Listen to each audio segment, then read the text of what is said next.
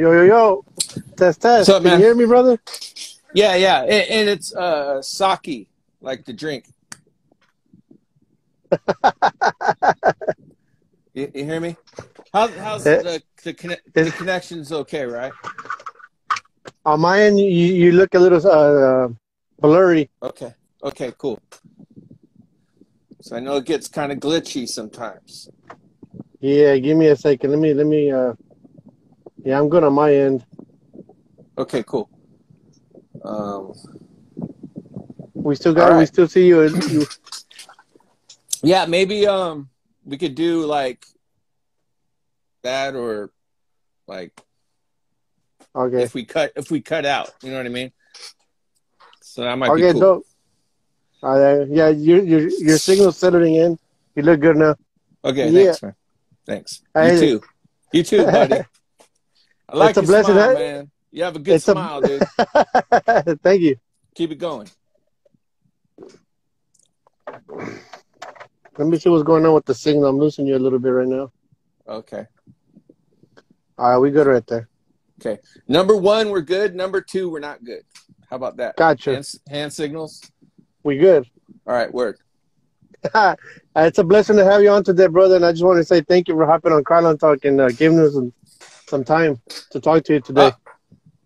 Thank you. Thank you for having me, man.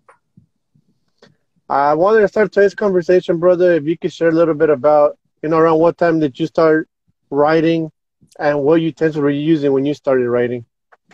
I started writing in '82 after I saw this movie called Dreams Don't Die. And I was an impressionable young man at that time. And I saw it, I liked it, and I went out and painted. And I went out, my dad passed away in 1980. I went out to his paint case that we had in our garage. And then I don't know, for my old school. You're getting a little blurry there, bro. Is it blurry? Number 2? Yeah. Okay. Yeah, a little blurry. That good? Yeah. Are you on your Wi-Fi? Yeah, Or are you on your Wi-Fi? Okay. Yes. Is it okay? Here, Yeah, let me I'm gonna connect to my Wi-Fi. Let me go inside. Or you want to?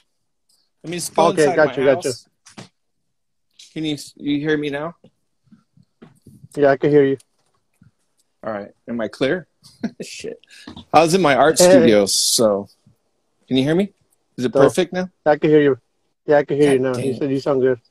I got all my goodies in the art studio. I mean, I got some stuff. You know what usually works? If you get off your Wi-Fi and then you go inside your studio, that might work. Oh, so turn my Wi-Fi off.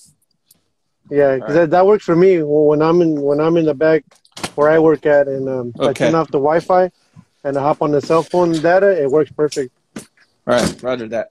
Son. Okay, here we go. Back. All right, let me try it. Hang tight, folks. Sorry.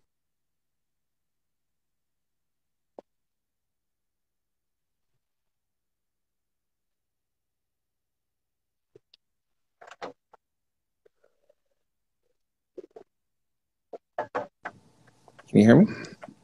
Hello? Yes, sir. Yeah, I got you. You sound good. Roger that. God damn. Yeah, much better. Okay, so yeah, it was May 23rd, 1982. The movie was called Dreams Don't Die. So I went out to my father's paint shed. My father passed away in 1980. Hence probably why I got away with doing what I did. And then I don't know why, but I went to my what do you call it? My grade school, La Presse Elementary, and there was an old furnace in the back of our schoolyard, which later on I called the ghost yard because we used to go and paint on the school buildings there. But anyhow, I painted my name on the school furnace, and I just made up a name, Solo. Sounds ridiculous now, but that was my name, Solo. And At the time, I just, they're kind of like what people call bubble letters, but it was more what we call softy letters. That's phase two. Phase two created that term and those type of letters, that style. So it was kind of like a bubble-ish softy letter, no style at all. It was whack. I used red, yellow, and I believe, and probably silver. And one of the cans, I believe, was a Red Devil can, which was pretty cool. Red Devil. Yeah, because I remember seeing that logo. I'm sure the other cans were probably Krylon or Rust-Oleum. It was a much different time back in '82, huh? It was like, how can you share like how was the scene back then, like in '82? There was no scene. I was into BMX, so that's where my hence where I kind of was doing lettering beforehand. I was copying Bob Harrow, and he would do these comics in BMX Plus and Action Plus or Action Magazine, and he would have can't remember which one he was in, but he had a cartoon, and it was called Radical Rick, and his, I think, Dog Max, and I would copy the lettering. You know, I would draw. Actually, shit, man, I got one of them right here. I came prepared. A collectible. We're about to see some exclusive right now. Yeah, let me dig it out, hopefully, and not embarrass myself here. I could switch the round, right? Oh, there we go. Yeah. So I'm going through a box. Oh, look at that. We'll get to that later. Well, she has a spray can. See, it's Krylon. It's krylonTalk, man. I'm bringing up Krylon stuff. Check that out. Woo. Okay. Ooh. So here's one of my early masterpieces. This is from 1982, because I was still into freestyle BMX. Freestyle BMX was created in our neighborhood by the guy. What is that? That's what people call flatland now. Oh, okay. Shit, where did my I had? Ah, there it is. Okay, word up. So right there, see the lettering? Okay. Woo. Hey, man, we all got to start somewhere. Yeah. So, I mean, this is not, style writing at all. I mean, it kind of has a little bit of style to it. Look at that. This is probably around 81 or 82 when I drew this. But yeah, so I was familiar with lettering at that time. So, I also was familiar with our neighborhood gang situation, SVLs. They had hit-ups around the neighborhood. Then I saw on my school one morning blood, and this was 70-something. This was like 78, 79, and it was cool. It had a little character, like the O's were the eyes, and it had a brim, a little cigarette, almost like the Low Rider logo. Gotcha. So that stood out. And then we had stoner riding around town. Like freaking Led Zepp and Stones and AC/DC, see lightning bolts and shit. So that was around town. And actually one of the thing that stuck out a lot was this thing that said SVBT. And at that time, it was Spring Valley Bong Team. So, and that was up everywhere, and that was not gang related or anything. But we did some research with my homeboy Kaz Richie, and the original, I guess you want to call it a crew or whatever. They have nothing to do with style writing from New York City whatsoever. It was just some hood shit. The original name, instead of Bong, it was Board Team, like surfboard. Gotcha. Bikes and shit like that. Like I said, the bike movement in San Diego and Spring Valley in general was huge because of Bob Harrow, invented. Is that where you grew up at in San Diego? Pretty much in Spring Valley. I moved here in '76. I was an Army brat, so I was all around the country. Lived in Thank you my. for your service. Oh, I was in the service. I'm not that Oh, old, man. I thought you said Army brat. Yeah, my dad was in the Army. Oh, okay, Not gotcha, I. gotcha. No, Oh, no, gotcha. I'm turning 51 in a month or two. So I mean, in November. So I'm not that old. You're still living your best years, man. Yeah.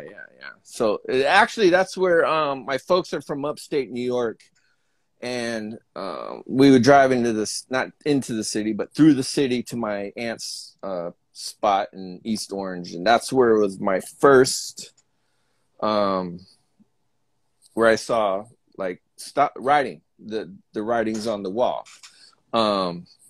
A lot of it, and I didn't know what the hell it was. So that was my first like memory where I could think back, was I seen color. I had no idea what it was. I was just looking out the freaking window, How did your parents feel about the graffiti when you guys were driving through that day? Were they like, "Oh man, this is garbage," or they were just like whatever to? I have no idea.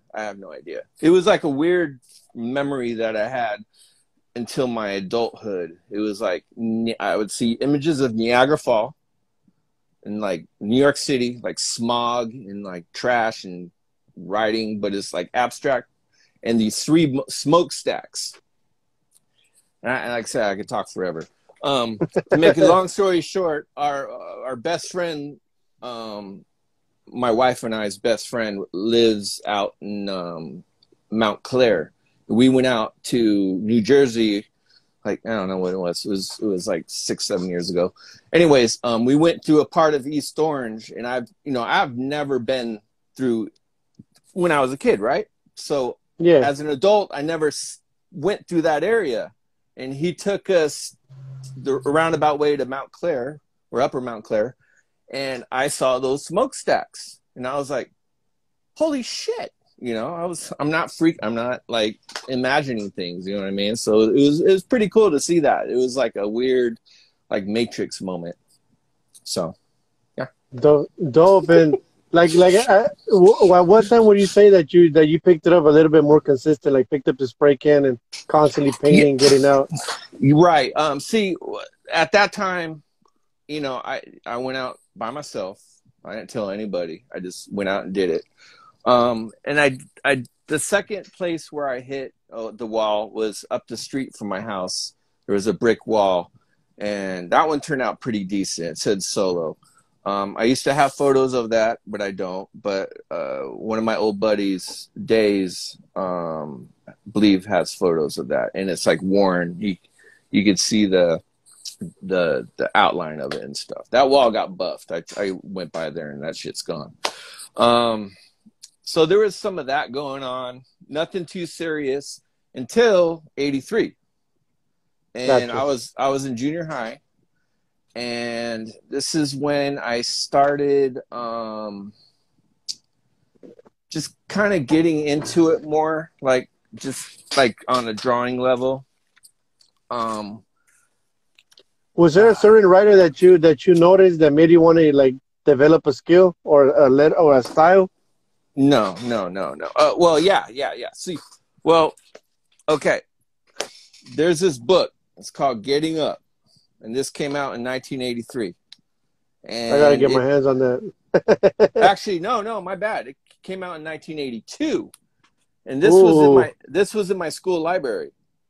Oh, dope. The thing is when I got arrested in '94, my whole entire thing, my collection got took, except for one box I had hidden up in the attic. Anyways, so I got this book back again I think in the 90s, mid 90s, whatever. And I was like, man, I swear the book that I had in junior high that I racked from my school library was a hardcover copy, and it had someone on the cover painting it. And I was thinking, I think it was Duro. And I was like, and I've been looking for that book for years and years and years and years, and I couldn't find anything. I was like, man, was I tripping? Nope, because I got it. Yep. That's the And Getting Up book? yeah, and this shit right here is probably worth a pretty penny. And this is a Man, hardcover. Hardcover. Hear that? I've heard Hardcover. about it, but I got to get my Duro. hands on it so I can check it out. Yeah, man. This is they have these. You can find these online, easy. But this one here, this is it right here, man. That's This the is actual hardcover. yeah. So this was my Bible, man. This was what this. I wrapped this shit up in a paper bag so no one could see it, and I got so much information out of this book. It tells you about all the glory days, and you got writers, and man, there's this lace piece in here. Tells you about the whole UGA, early 70s, phase 2, Futura. It's just a good information book to have. By any So chance, does it mention why the term graffiti? Like, why did you use the term why did they use the term graffiti to develop this art form? Was it? I've been trying to figure it out myself. yeah, see that's a term. I'm glad you asked that. That's a term that was kind of a love-hate situation, especially in the 70s. More than likely, it was a media term. Also, the discovery of the actual graffiti in Pompeii. I think it was like in the 50s or 40s or 1890 or some shit like that. So they had to make up a word for what they discovered, because that whole town was under rubble, and they're digging and they find this stuff, and there's these scratches and etchings, and the Italians called it graffiti or graffito. So the issue is that the media totally this is graffiti, this is vandalism, this is blah blah blah. Cats like Phase 2 was like, nah, man, this is an art form. This is an art form, straight up. And some of them took it seriously. Some of the early writers, they treat it like it was not an art form. I had discussions with some of the first generation cats, and they're like, nah, this is not an art form, bro. And I was like, but you were in a group called UGA, United Graffiti Artists. So, it's, doesn't make sense, say huh? that? But no, a lot of kids wanted just to mess things up, and and they called it writing at the time, WRIT apostrophe N, writing. Okay. But Phase 2 was like, nah, I don't like this graffiti term. It's not good. It's not good for the culture. And mind you, at the time, Phase 2, at that time, he was already an adult. Like, he was in his 20s, bro. Like in early 72, 73, he was like and dealing with children, like young kids. And some of the writers from Washington Heights, they were older too, and which they pretty much created the movement of style writing, and once they were hitting the walls around their neighborhood, it transferred to the trains eventually, and that's where it blossomed. Especially with Super Cool, who did the first Super Cool 223. He did the first masterpiece, which that divided the scene as well, because they're like, man, what are you doing? You're painting that big ass thing with like 5 spray paint cans. You know how many tags I could get up with 5 cans? You know what I mean? So they're like, some went that way, the others went that way, and they took lettering style to a whole different, realm. Phase 2 was pushing that. He was like a style master. He was like creating some, crazy stuff. I read about. I had a chance to read about Dondi D. I heard that. I read how he took it to another level too. Oh yeah. There was cats that were avant-garde about that. Like Phase 2, Dondi, Futura. Whew. Really abstract. I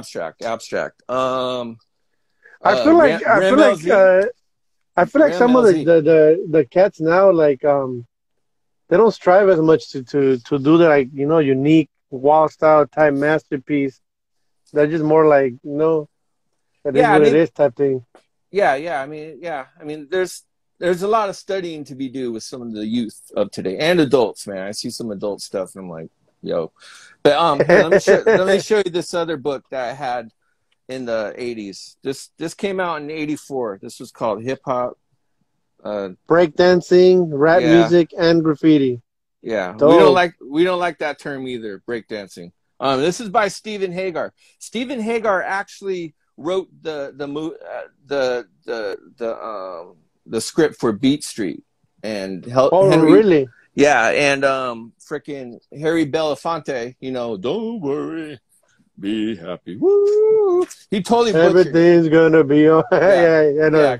Except for Beat Street, he totally butchered it. But anyways, so this was his book that he put together, and this is Phase 2, the Evolution of Style, 1971 to 82. So, and then you go, and then still in the 70s, and then it gets a little bit crazy. This is like a style that in the movie Beat Street, there was a Ramo piece, which was probably the only good Ramo piece in the whole damn movie. And Phase 2 painted it. It was on the street, and they showed it really quick when it was the funeral car was going by. Did they give him credit for it, or they just used it? Oh yeah. I believe so. And this is like, ultimate crazy wild style that he created, man. Phase 2 was the man, dude. Straight up. That's dope. So there is that book. So I didn't get that book until Getting Up, that was like a really like huge breakthrough for me and my buddies. And then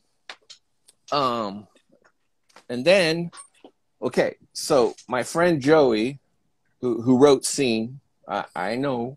Hey man, we're kids. We didn't know any better. But hey, there's two scenes in New York: Scene UA and Scene who do they call Black Scene, TC5 Scene. Anyways, so my friend Joey, he's like, yo, his aunt worked for a book publisher in New York, and he comes to school with this thing. This ain't his book, but Subway Art. So I've heard about that one right there. And this is an original Subway Art right here too, because you have this Subway Art, which I think is probably 90s. See that, and then you have this. Man, that one right there. That's a original piece there, huh? That book from the 90s. Yeah. And there's some hit ups. This is my friend Doom's book, who passed away, and I happen to have it through his father. But this book right here, when he showed me this book, I couldn't turn this page, man. I was like, he's like, man, you need to open the book and look into this book. So, I mean, this book totally, changed the game for us for sure. And it was a secret weapon, man. We had this book before anyone had it in San Diego, and you could tell because some of our pieces we're biting, we're learning. Yeah. People say, "Oh, I don't bite." No. Everyone bites at the beginning, gets ideas and all that shit. So I think it's dope how back in the day you guys didn't have social media. It was just the books and just actually getting out there and meeting people. If you had the book. And the other thing that and I'm talking, this is pre like Beat Street and Breaking and the movie. You either had to see, what I found, or the movie Wild Style, which aired at the Ken Theater, and I think that was in '83, and it was there for a week and out. So if you didn't see it, you didn't see it, man. Me and Kaz saw it, along with this crew called Juice Crew. We're the only cats in that building on that day. But we learned a lot from that movie. And then, of course, Style Wars. The interesting thing about Style Wars was and people debate if it came out in 84 or 83. It came out in 84 because in 83, when it aired, I was not breaking it, like b-boying, break boy, like people call it breakdancing. You were b-boying? Yeah. So, See, that's dope. yeah. So at that time, I wasn't. You know why? Because I started breaking after I saw Flashdance. And the Gotcha. reason, and because, you know, it was up on the screen and they're playing Just Begun by Jimmy Castor. And it was just like, oh, I got to do this dance now. But see, and when I saw Star Wars on TV, and this is funny, this is super funny. They were showing breaking on it, the part of breaking. I think Kent Legs and them were in the park and they're They're like, chatting. doom, And doom, I doom, doom, doom, doom. almost, dude, almost, not quite. So I was like watching it and I was like, oh, that's that. I think I called it boxing at the time. And I was like, it's Gotcha. that boxing stuff. And I've seen it before, but through this TV show called Night Flight and through videos like The Clash, which had Futura in it, and they're showing these rack and paint and shit like that. A lot of punk rock videos were you know, hip. They're hanging out with hip hoppers in New York at the Mud Club and stuff like that. Anyways, I'm dancing around. Sorry. So anyways, so I saw Star Wars. I saw the part where they were breaking, and I was like, oh yeah, that's that boxing stuff. And I turned it. I turned the channel. I was like, Just the I boxing wasn't stuff. interesting. Oh, I saw it on 2020's. They had a show about, they called it rap at the time, but it was like Gotcha. they show graph, they show Was it on break. Netflix? No, you can find it on YouTube. It's 2020, 1981. Like if you Google search rap or hip hop, it'll pop up. It's really Gotcha. informative, like really super informative. Like they had their shit down then, the media. Seriously, they did a pretty damn good job. Anyways, and I saw breaking. I saw that when it first aired, because my mom would watch ABC 2020 all the time. So I was like, we only had like 3 channels at the time, probably. So you know, I saw it. I saw that show, and I was like, oh, cool. You know, blah blah blah. So I was kind of familiar with the dance already, but I have never seen anyone in San Diego doing it at the time. People were popping, people were locking, but people were not b-boying or, you know, breaking Were at they the locking time. on some like Sapp and Roger type stuff, or were they like locking like on some like Yeah, for sure. I mean, that was the music that the lockers or poppers would or boppers is more chest movement, but would oh, dance. Yeah, I remember it was like 79 or something like that, 78 when I was a kid. There would be a fight in at our elementary, and I would like the teachers were coming, and I'd be like, yo, the teachers are coming, and I'd get in a circle and I'd start and trying to pop and stuff. Or not stuff, but I'd try and pop and like, oh no, we're just dancing, you know, we're we're just just trying to dancing. bust a move real quick. Yeah, because I didn't want anyone to get in trouble for fighting, man.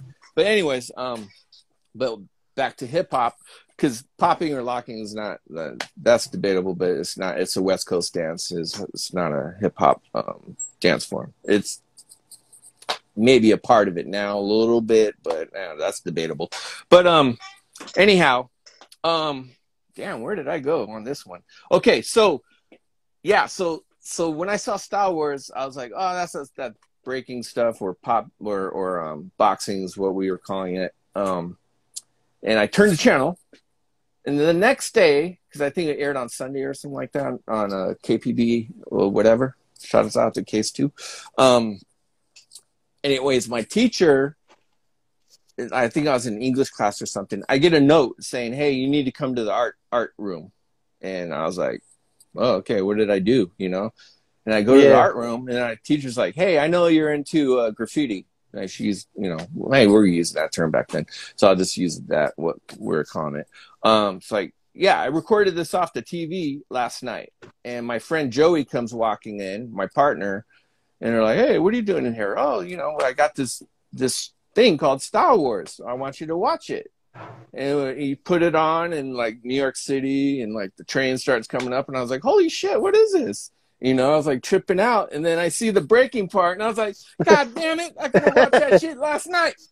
Damn it. So, and she was cool that she, you know, and she would invite us over to her house or her apartment, And we go over there. I mean, it's kind of creepy, but like, what? Teacher? Nothing happened. And we'd Did go you over guys get there. there? Did you guys get Nah. we go over there and we would hang out and watch it. You know, we'd watch Star Wars because we didn't have VCRs or anything like that. Or if we did, we didn't catch it. You know what I mean? So that was pretty crucial. That was a lot of information to get a hold of if you were lucky enough. So what I'm trying to say is that came out. Star Wars came out in '83. It aired in '83 because of that's why, because I started breaking when I saw Flashdance. I was like, oh, I got to do this.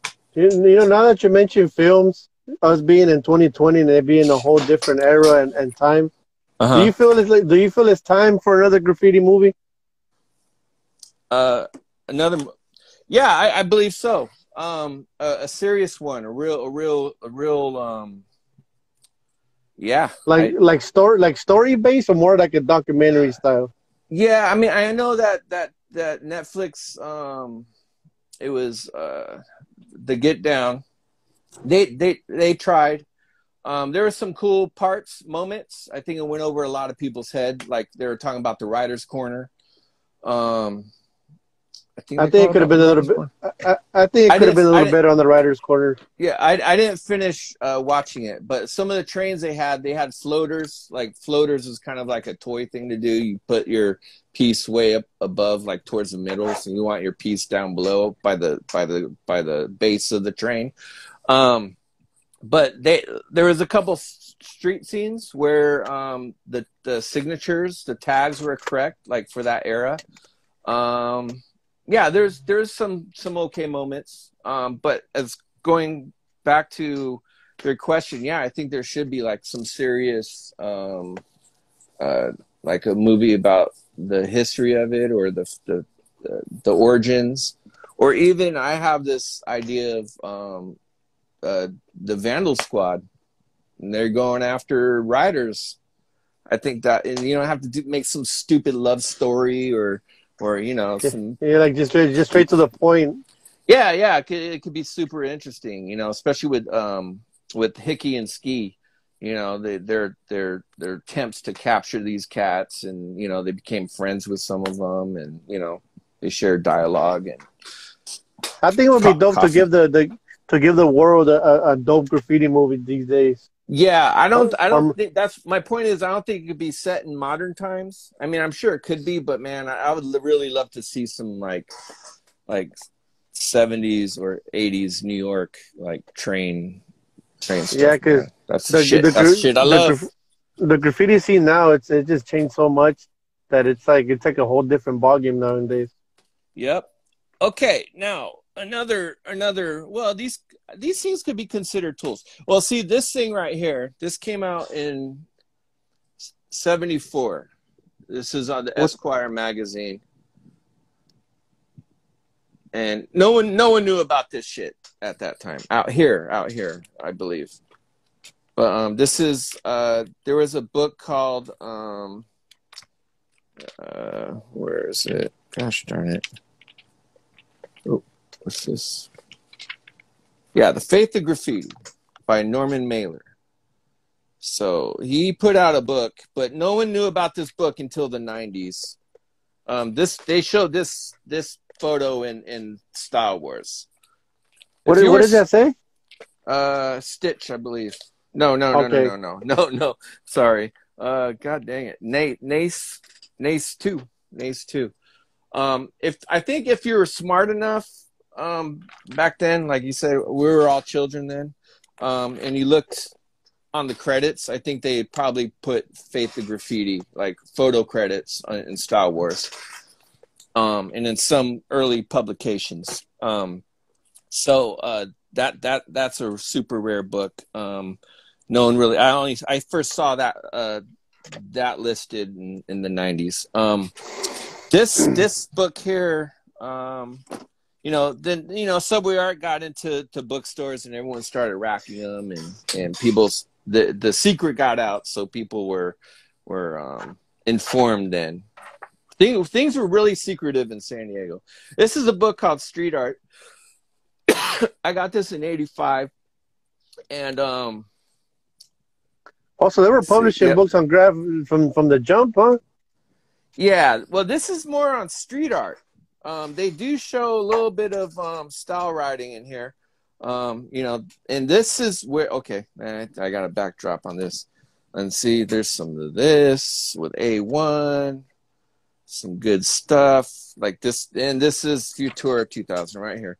This train, I think it's called Break, was a huge, huge thing. And the interesting thing about this train is there is no letters on it except for a couple of tags and writings. But the inspiration where he got this train, this idea to do this style, he was based. He came out here in San Diego in the '70s after an incident with Ali in the train tunnel. I think it was Okay. the one tunnel. A can exploded. People were pretty being mean to Futura. They're saying that I don't know, whatever the issue was, like he didn't help them or because Ali caught on fire. Anyway, so he joined the Navy. He came out to San Diego and was stationed on carriers, and he got inspiration from the blasts of the carriers, and this is kind of where he got that. So it's kind of like a little San Diego connection, which is pretty darn cool. How do you feel? How do you feel about that? About that, like a lot of people say that graph is not street art. Others say that it is. What's your take on that? I think it can be. Like, see, here's some of like the street art that they're featuring. God dang it! Sorry, I'm trying to hit buttons here. Flip through this real quick. So the Shadow, I think he recently passed away. And these were like artists that just were doing wacky things. And Keith Haring is one of them. He wasn't technically doing style writing. He was just, hitting these things up. Some dudes painting that around town. There's also an artist named of Cristo. Cristo. He's Cristo. yeah, he's a huge like conceptual artist. Like this is one of his pieces that he did, and it's totally illegal. He put these oil barrels. And the cool thing about these oil barrels, I got to see his last piece that he ever done in London, in can't remember the lake there, but it's these huge oil barrels that were painted red and pink and blue, and they were floating in a lake in London. And he just passed away. And this is Basquiat. So this is a different take on and actually, to be honest, man, the information in that book, street art, actually precedes, is that the right word? Came before the aerosol culture movement or style writing movement in New York City. People were doing illegal art Before it even became yeah. Before kids were writing on trains and shit. So did you ever get a chance to paint a train in New York? I just got to hit them, but in '89 I got to go out there and tag them. What they call it? Motion tags or something? Yeah. Would you say it's the same as us out here in the West Coast? That when we go hit a train, is it like the same vibe, or is it something different? Not really. I mean, it's box cars. Box cars are a little bit different. I mean, it could kind of maybe feel like one. The funny thing is, like in this area of town where my friend Joey lives, called La Mesa, and they had a train tracks, and the trains would park there. And there was a yard that we would hit. We call it the Grossmont Bridge Yard or something. Now there's a trolley station there. And we would hit the underpass and all that stuff. And we'd walk the train track line, and there's like walls all around there. So we'd go and paint the walls, piece on them, And one night, I was just like, why don't we just paint on a train? So we painted on a train, man. And it was like first time I painted on like I guess metals or what. Not really. I painted no, like, you know, painting on a train similar to what was, it felt kind of cool. It was a box car, you know. That was in '84 when I did that. And Was that out here in the West Coast or back in yeah, New yeah. York? No. Okay, This is all out here, man. dope.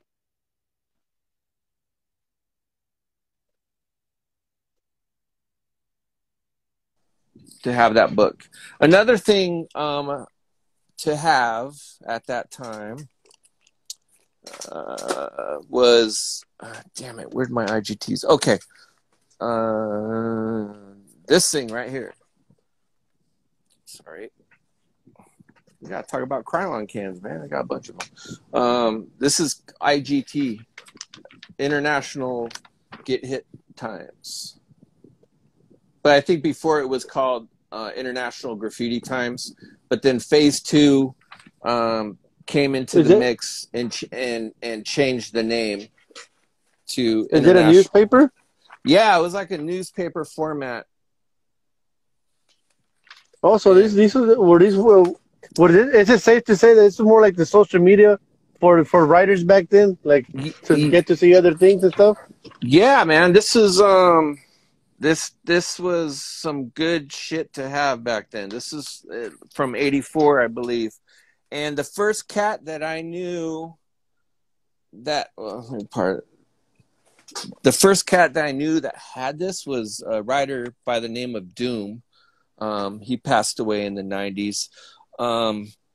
He got a hold of the IGTs because I think they were selling them in a liquor store that were selling Teen Angels.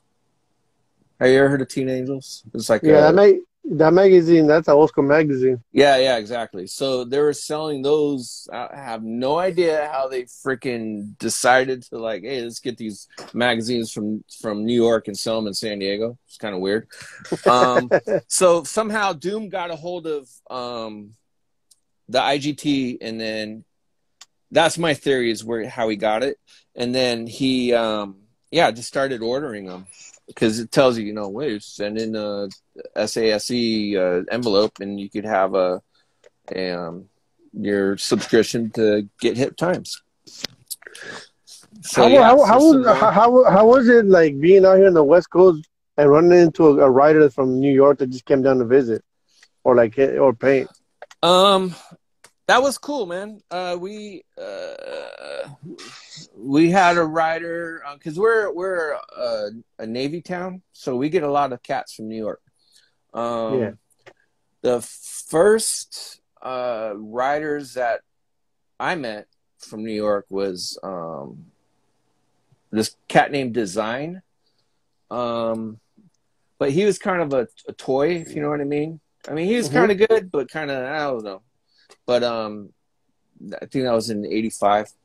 And around the same time is when I met Fizz. Now, Fizz, on the other hand, he was a straight king. He was like skill-wise, he was older than us, and he's from New York, and he was a badass. And this crew called GAU linked up with him through they did a article in the San Diego Union with them at what we called the pits. Now there's two pits. Well, there's quite a few, but everyone says the pits and they think it's Euclid pits, but those aren't the original pits. The original pits is 33rd and Imperial, and it's a mile-long sewer line slanted like this on both sides. So you got 2 miles of walls. So they weren't the first ones to go down there and paint. I think it was is it similar to like the LA River? Yeah, but it's way smaller. I think it's like 30 feet tall at an angle, or 20 feet, something like that. Gotcha. But anyways, they would paint the sewer lines down there. They did an article because they were going to do paintings for the Metropolitan District Authority, the MTS in San Diego for the trolley lines. They're going to do artwork on walls that are visible for the trolley line. I mean, that's like way ahead of the curve. Like finally, like, wow, San Diego, really? Like that's amazing. And this was a huge project. This was no joke. I mean, for one project, they gave them $5,000 for supplies of spray Oh, paint. wow. Mind you, at that time, spray paint was like $1.25, $1.50. That's a shit ton of paint.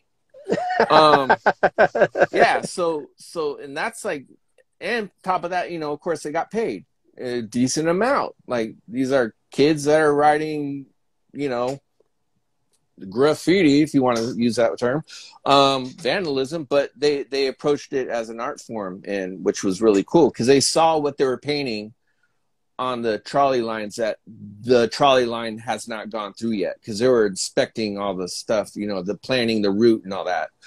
So they were seeing this art and they're like, hey, this stuff is really good. Let's have these guys paint it.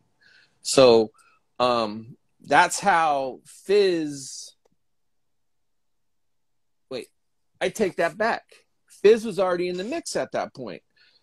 GAU did a story. I think they were in this place called Horton Plaza.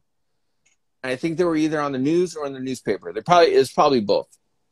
They were doing T-shirt designs. They were writing, you know, people's names. And Fizz saw that article or that story, and that's how he linked up with them. And then at that time, GAU had like a different style. They didn't have access to spray can or subway art at the time. I really don't know. I got to talk to Quasar about this. Quasar is another elder in San Diego. And because they had like what's the term I'm trying to say? Not an informal, but it just wasn't like a New York style. It was like really, like, some of the arrows were odd and some of the connections were weird. But Fizz got a hold of them and started schooling them, and they changed it. And the Quasar turned into like this style master of like no other. And dude is a genius. I heard you mention one of the guys being a little bit a bit of a toy. Can you share a little bit about what a toy is like to you? Yeah. Well, yeah, I wish we had more time. Basically, let me see something real quick. Here we go. Because I know you're big on the terminology. I think when I first heard toy was in Star Wars. Now, I don't know how long. Yep. See right here, toy, inexperienced or incompetent writer. This was in Subway Art. I don't know if toy was a 70s term. I need to look that up and look at my older books and look at that term to see if that was thrown around. I know at the time in the 70s, DGA was a popular term. Don't get around. And the original term for toy was people who didn't get up. Like, if your name wasn't up, you were considered a toy. No matter how good you were, no matter what you painted, you know, you could painted the baddest burner, and if you only did it once and, you know, no one knows who you are, you're considered a toy. Yeah, that was, I think, where the term started changing was probably in the 80s, you know, doing a more inexperienced and just not knowing better about the rules and stuff like that. What else? You. Yeah, so another tool / early book was this one too. Fresh. And this has stuff about the, Fresh. yeah, this has stuff about the culture in it. Hip hop. There's Curtis Blow, some Revolt, Wild Style. There's Phase 2 right there. Do you know who painted that wall style for the Uh, movie? yeah, that was gosh darn it, I believe it was Zephyr. Yeah. So if you had this book, you're pretty lucky because you had information. Although this one came out in '85. Um, what else? Yeah, you're saying Or did- tool. You're saying tools. Okay. Um, here's some other tools. We had Pentel markers for our black books, and Pentel. yeah, Ooh. and this is kind of during this was Doom's Pentel set. We at that time we didn't really know, early 80s, we didn't know much about black books, so we had like the sketchbook that has a little hand on it that's drawing. They're brown. Okay. I think later, probably I think in '85 is when we started using black books, which was awesome, because Was this you could do was more this work in them. stuff stuff that you could get like at a liquor store type thing, like the black books and the books, or just something you had to go to like a library, Uh, no, what are you talking about? The like to drawing books? to get the drawing books, or even just the books that you show like Subway art Oh yeah, and fresh.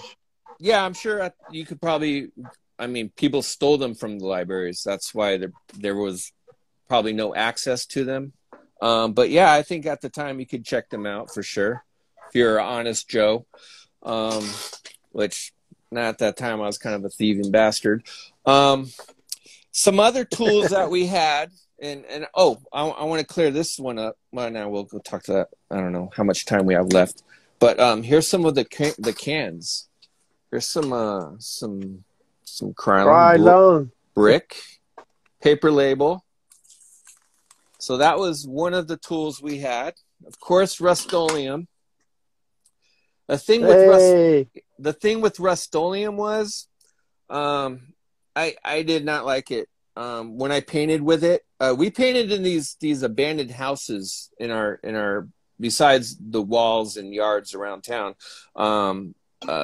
We had these abandoned houses, and the reason why I bring it up is because I remember when I was painting one of the pieces in the house yard. We called it the 5 yard and the 2 yard.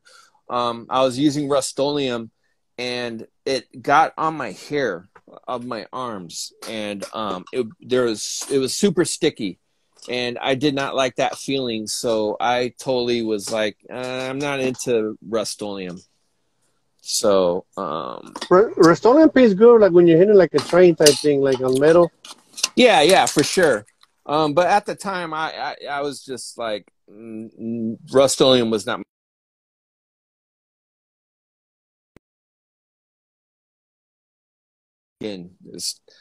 This is another brand. This is Groico, and this comes. It says National on there, but this is Groico paint. I believe. Am I tripping? Am I tripping? Am I tripping right now? Damn it. Okay. There is another can that looks just like this. It's called Groico, and they're out of Miami. And we had those at swap meet, and we would get those at swap meet. Oh, that was a Miami brand. Yeah, this one's national though. God dang it! I thought I had to go through all these my cans in my in my storage, and I'll post a video of it. It's like a dirty mess. But it's a similar can. The Groco can is similar to this, and we used a shit ton of Groco, but it would fade by the time you're done with your piece. It would fade. You had this type of spray paint. Well, that's a dollar brand right there. That's Yeah, what I it's call those. cheapy. Yeah. There's this Nibco fluorescent paint. Another Krylon. This was more 90s. Colorworks, Country Loft. Noticed the top. I'm going to tell you a story about the top thing. See how the tops are painted, or they call it donuts. Yes. And now the cans are have those. They're painted right now. Like you could get these. And we did this in the 90s. So this was a brainchild of me and Quasar. We got sick of writing our damn colors on the can. This is a Sprayarama. We got sick of writing the colors on the can because when you go out at night, you can't see, right? So Definitely. yeah, so we're like, yo, Orlac too. Orlac was a great paint. They had some nice purples and greens. See, painted those. And this was a drip one. I filled the cap up and then dumped it on there. Also, flower paint. This is left over from a battle that we had. Is Dies and Zodak versus Quasar and Saki, because we're the kings of the city. Goddamn, we still are the damn kings of the city. Yeah. They didn't beat us. Come on, man.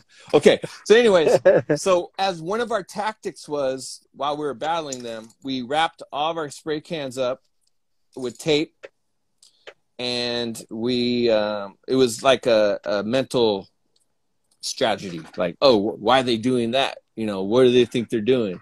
So they would talk about it and keep you know, we have our eye on the game, but they have their eye on us, and they're just talking. So we're like, And yo, a lot of people don't know that back in the day. I mean, everybody was throwing out burners with just stock tips. oh yeah, we didn't have. We were using stock tips, and this is some Frazee spray paint. Man, Okay, let me find my tips real quick.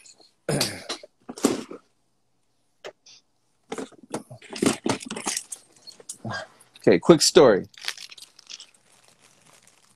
So I don't know if you could see these. Yeah, I can see them. Can I focus? Yeah. Okay, some of these are burnt.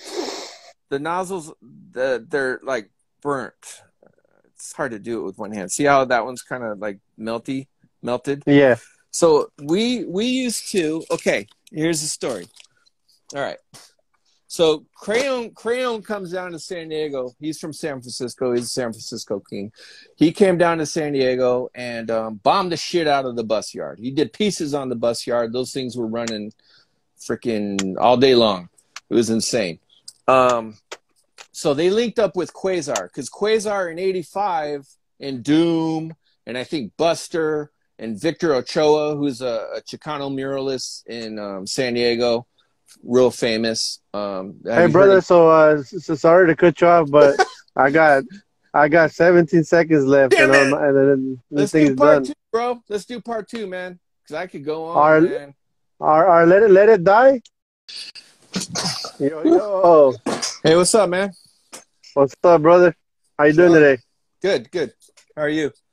Good. Just trying to get this part 2 going. We left off on a good one last night, but we ran out of time.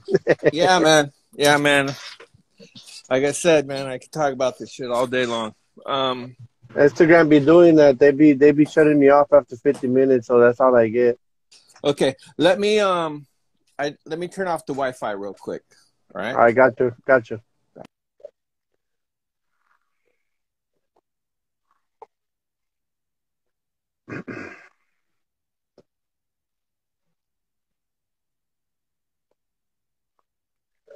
All right, Wi-Fi is off. Yeah. So, gosh darn it. All right. So where we were at yesterday. I believe we were talking about we were getting into the graffiti films, and after the graffiti films, We were talking a little bit about The New York cats that were living in San Diego. yeah, that Yeah. yeah. I wonder how was it? How was it when did you get a chance to interact with any graffiti writers from New York while being in San Diego? I believe that's where we left at. Yeah. We talked about design. I talked about Fizz. Made a huge impact on the culture. One thing I remember about Fizz when we had the meeting for the trolley project. Okay. When I first saw him when he came in, he had a jacket on, and it had a manga character on it, which was You said a mega? manga, Oh, like manga. Japanese. We Okay. didn't call it manga back then. I mean, we called it just Japanese cartoons because it was brand new, like brand new. Like I Oh, think it was fresh to the world. well to us, Okay, but gotcha, like gotcha, writers, gotcha. and I think kids in general. I mean, we had some late '70s Japanese cartoons, but the one that made a big impact was Robotech. Robotech. Robotech, which is better known as Macross. That's the original Is that also name a for it. Japanese cartoon? Yeah, it's a Japanese cartoon. Okay, okay. So, anyways, he came in rocking a Japanese character on his jacket, and once I saw that, I was like, "Ooh, what is that?" You know,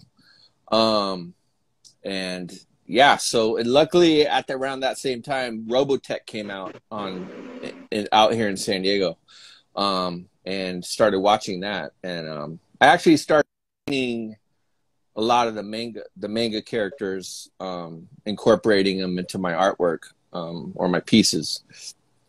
So that was, an influence. The New York cats, brother, were they like somebody that you could conversate with and have a open conversation, or were they more like screw you, we run graffiti type thing? Nah. Fizz was cool. I didn't really knew him personally at that time. I got to Okay. know him later in the '90s, yeah. But at that time, like I said, he was hanging out with GAU, and the GAU they're older than us. I was in '85. I was 15. And Quasar, Wiz, System, that was GAU. They were older by a year to 2 to 3 years. And Fizz was in the Navy, so he was in his 20s probably. Did they ever mention what brought him to San Diego? The Navy. He joined the Navy. Oh, okay, the Navy. Yeah. An interesting fact that I just found out recently, within last year, was that there's a crew from New York called Rocksteady Crew. Yeah, I heard about. Yeah. So they're one of the biggest b-boying crew in the world, and they went on the first tours across, the seas in Europe and Japan, and I think they made like an old school rap song about him too, like Rocksteady. I forgot how it goes. Oh, well, that song is by Aretha Franklin, Rocksteady. There's a break in that song. They go rock. Yeah. Yeah. So that's a whole other topic. Talking about breaks and songs and stuff. But so they were in Wild Style, they were in Style Wars, they were in Flashdance, they were everywhere, right? So the leader of that crew, Jimmy D and Jimmy Lee, the founders, Jimmy Lee went to prison. He's in there for life. Jimmy D, on the other hand, he handed the chapter over to Legs in '82, and they had a real famous battle called Battle at the Lincoln Center versus Dynamic Rockers. And you can see part of that battle in the video Planet Rock by African Bambaataa and Soul Sonic Force. Anyway, so after that video was shot, Jimmy D split. And forever, since '82 until just recently, there was all these rumors about him, like, oh, he's in prison, or he is a Navy SEAL, he's whatever.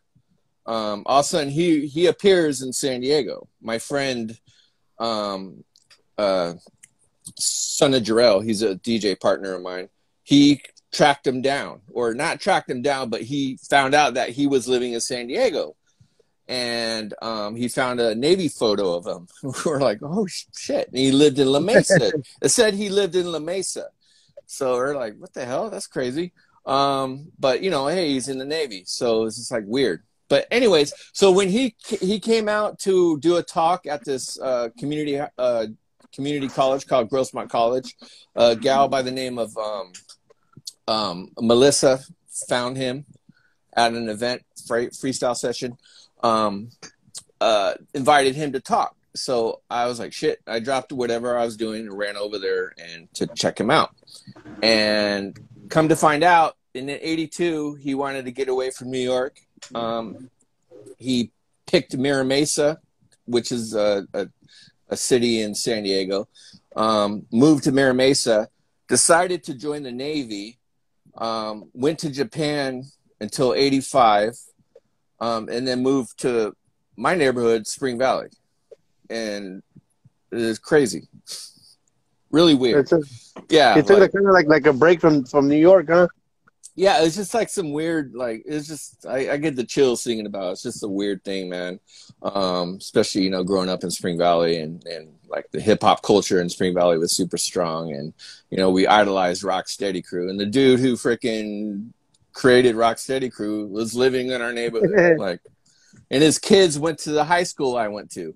But their kids, dope. His kids are way younger than me. I think one of them just graduated a couple years ago, and one of them, the other one, I think was like class of 2000s or something. Or did they pick up the breaking too, or like the b-boying? He said he was trying to teach them a little bit, just a little bit, when they were in high school. They're a little bit interested, so that was pretty cool. Nick Cannon went to our high school. And San Diego? Yeah, Monte Vista. Yeah. That's the claim to fame, like Monte Vista. No, it's me, man. I didn't know he was from out there.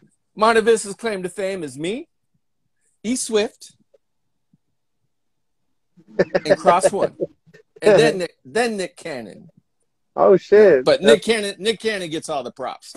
So, anyways, and he was a young kid. A lot of people don't seem to understand how the importance of b-boying in the culture. I think some people now tend to forget that, you know, b-boying was a huge part and influence. Yes. And this is where it gets a little bit dicey here, because people say that, you know, style writing is not a part of hip hop, you know, or they'll say graffiti. But they'll say that, like, oh, no, it was done before hip hop, which is true. Hip hop was coined in 1982. So, but whatever was done beforehand was it was kids doing what they were doing. It wasn't a culture until Bambaataa put it all together and said, oh, this is what it is. You know, all these elements are related. Granted, on that, there is a culture of writing that is not hip hop related at all, for sure. Style wise, and attitude wise and stuff like that. The example I always give is like Scene UA is not hip hop. He's not a hip hop cat. Scheme, Doze, Dondi, Min, those guys were like hip hop writers. So it's fair to say that graffiti's been around before hip hop. Oh yeah, I mean, it started in the 70s. You know, no doubt. Actually mid 60s. Oh wow, I didn't know that one. Yeah, style writing, like Mike 171 and the cats from Washington Heights. Okay. You know, this is where the culture started. Like, people say Philadelphia, but Phase 2 discredited that, and it started in New York City with the name-based style writing. Moved on to trains. The masterpiece happened. Boom, boom, boom, boom. In Philadelphia, that style of writing, which they call wickets, which, I mean, if you look at Cornbread's early writings is just, there's no style to it. It's just Cornbread. There's another guy that I think they credited too. I don't know if his name was Taki or something like that. Yeah, Taki 183. He was in Washington Heights as well. Okay. The important thing about, let's see, and once it got to the trains, the lettering style, like I said, talk about super cool. The lettering charts, it started to develop into the art form that we know now, which brings me back to Rocksteady Crew. When they started going on tours, they, Doze is in their crew. Doze Green, if you want to look him up on Instagram, is Doze Green. Doze Green. Yeah, huge artist. So he was the writer in the crew, and they would go to Japan, they would go overseas, along with like Futura and Dondi when they started doing tours because of breaking pretty much, and a little bit of rap music, but it was mostly like the phenomenon of breaking that started happening, especially after 82 when the media started getting into it, and that blew it up. And then that's why you had movies like Beat Street and Wild Style, and like where they featured breaking and all that stuff. And it spread all because of that. Like if you think of if Philly had a movie out or something, I don't think it would have that big an impact. Or the early 70 writers. I mean, they had documentaries already made, they had books, published. And it didn't get outside of New York City until 82. Like, because I know some cats were really strict about that. Pardon? Like, I know some cats were really like to themselves about that. Like, there's some cats that really did not believe in being mainstream. Like, they just wanted to keep it in the Bombyard, and the cats that were going out to do like Rocksteady Crew and all them guys. Like some people, I guess you could say, were like looking them down for doing that type thing. Yeah. I mean, there's like I said, there's two sides of the coin for sure. And like I said yesterday, the whole UGA gallery scene early in the 70s. I mean, they were pushing artwork on canvases from the get-go, and they were saying it was an art form. You know what I mean? And then later on in the 80s, a gal by the name of Patty Astor, who is in Wild Style. She was the actress in Wild Style, which Debbie Harry was supposed to be the actress in Wild. They wanted Debbie Harry, who was in Blondie, wanted to play Patty's part in the movie. She created a gallery, fun gallery, and that launched a lot of artists like Futura and Rem LZ and Dondi and Keith Haring. The list goes on, So it was always the legal part of it and the legal part of it was always hand in hand, The kids Did you ever get a chance to visit one of those galleries, like eye to eye? No, I did when I was in New York in the 80s, 89, on one of my trips. I did get to, was it 89? No, it wasn't 89. I think it was 90 something. Anyways, I got to walk by the Roxy where they filmed Beat Street and some other. And the weird thing is I always like, what the hell? Like my family from New York, my father's brother Jack and his wife Marianne, they're the artsy types of that side of the family. My dad was military. His other brother Mike was military. They were speed skaters. My dad was a pretty well-known speed skater in New York. Won a lot of medals. Anyhow, my aunt and uncle, they were like more artsy. My aunt was not a publisher. She was a editor for Macmillan Books, and she happened to live. Okay, there's this famous club called the Mud Club. The Mud Club, yeah. Okay. And she lived I think it's a 3-story or 4-story club, and that's where they say uptown met downtown. So they're saying like the hip hop scene went downtown to Manhattan. It was at the Mud Club. they had shows there. They had, you know, punk shows. They had, you know, Blondie playing. They had all these new wave groups playing. The Clash. Everyone was at the Mud Club. And then I think I found this out like, God, at least the last 10 years. My aunt's like, oh, you know, I lived at behind the Mud Club. I was like, what? So her living room wall literally was one of the back. Okay, how can I explain it? So say that you're looking at you're one of the stages at the Mud Club. Yeah. And you look at where they're performing, the wall. Okay. She lived literally right behind that wall. Wow. On one of the stages. So yeah. She was close. She was extremely close. Yeah. Yeah. I mean, like, ooh, you're telling me this now. And I was supposed to go visit her in 80, when was this? 81 or 82. I was supposed to go down to the city because I went back to Saratoga Springs. That's where my folks are from. And I was supposed to go down to the city to visit, but I never did. So I imagine, like, what if a young well, I didn't go by Saki then. I was Taz at that time. Okay. If I went down. So you weren't solo no more? No. I ditched that in 83. It was T-A-Z-Z, and then T-A-Z-E, and then T-A-Z, and then Taz 2000. Gotcha. Futura influence right there. Yeah, so I changed it, and then I went to Phantasm. And then after that, I started writing Saki in 87 and 88. I went S-A-K-I, and then I dropped that and added the E. And I had like a dozen illegal aliases at the time that I was writing. But my main namesake was Phantasm and Taz. But I had like Drama. My name was Drama. I had Omen. I had Do. I had all these other aliases.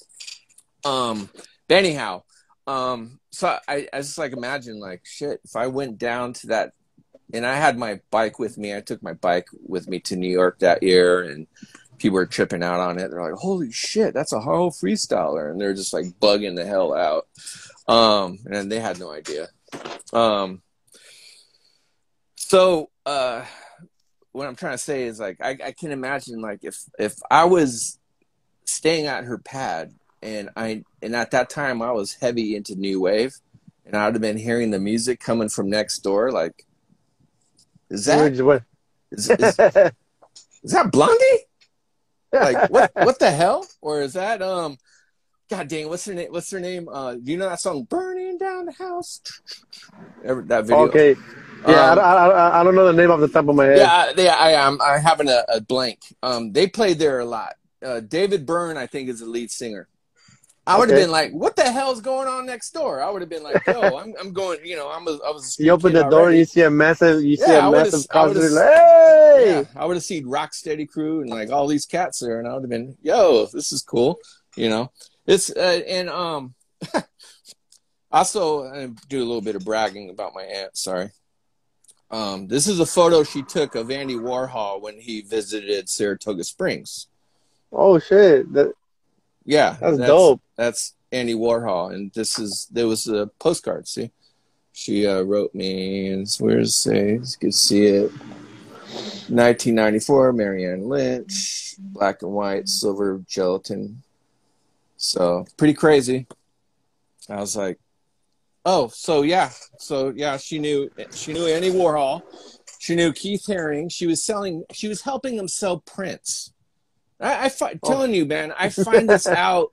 Well, I knew about the Warhol thing because she sent me this, and I was like, what the hell? And, you know, she sent this to me in 1996 in June, and I was like, you know Warhol? Like, what the hell? And then recently I found out through my uncle because she has Alzheimer's, and it sucks. Sorry to hear that. Yeah, thank you. So I'm happy that I got to know about all these stories. So my uncle's like, oh yeah, she was helping Keith Haring sell some prints because he had some original Keith Haring prints that he was trying to sell on eBay or something. And I was like, yo, give it to Same one me. this way. Yeah, so I was like, don't you guys? And they know I was doing, you know, spray painting. I was doing street art, you know, in New York City. Like, I mean, that style. Like, how come now you're telling me? You know, it's like weird stuff. Like, damn it. But anyhow, yeah. So back to the New York connection. It's for me, it's heavy because that's where my family's from, and there is always a residence, I think, with me with New York culture. Did you ever get treated a certain way because they knew you were coming from the West Coast? No, I was always treated with respect. I remember I went to Rocksteady Crew anniversary in 90. No, this is when my partner DJ Main went, and my wife China. We went to, I think this was 2000 something, or I can't remember. Anyways, it was a Rocksteady Crew anniversary. I went there. I had a hat on that says IBM, and IBM is a crew that Ken Swift and Doze put together. I got into IBM when Doze Green moved out here, and well, he was out here in '86, but I met him in '87. So he put me in IBM. So I went to New York, you know, later in 2000s or 90s or whatever it was. Anyways, okay. I had IBM on my hat, man, and I was walking. We're on the pier where the event was, and all of a sudden I get tapped on my shoulder. He's like, "Yo, who put you in IBM, man?"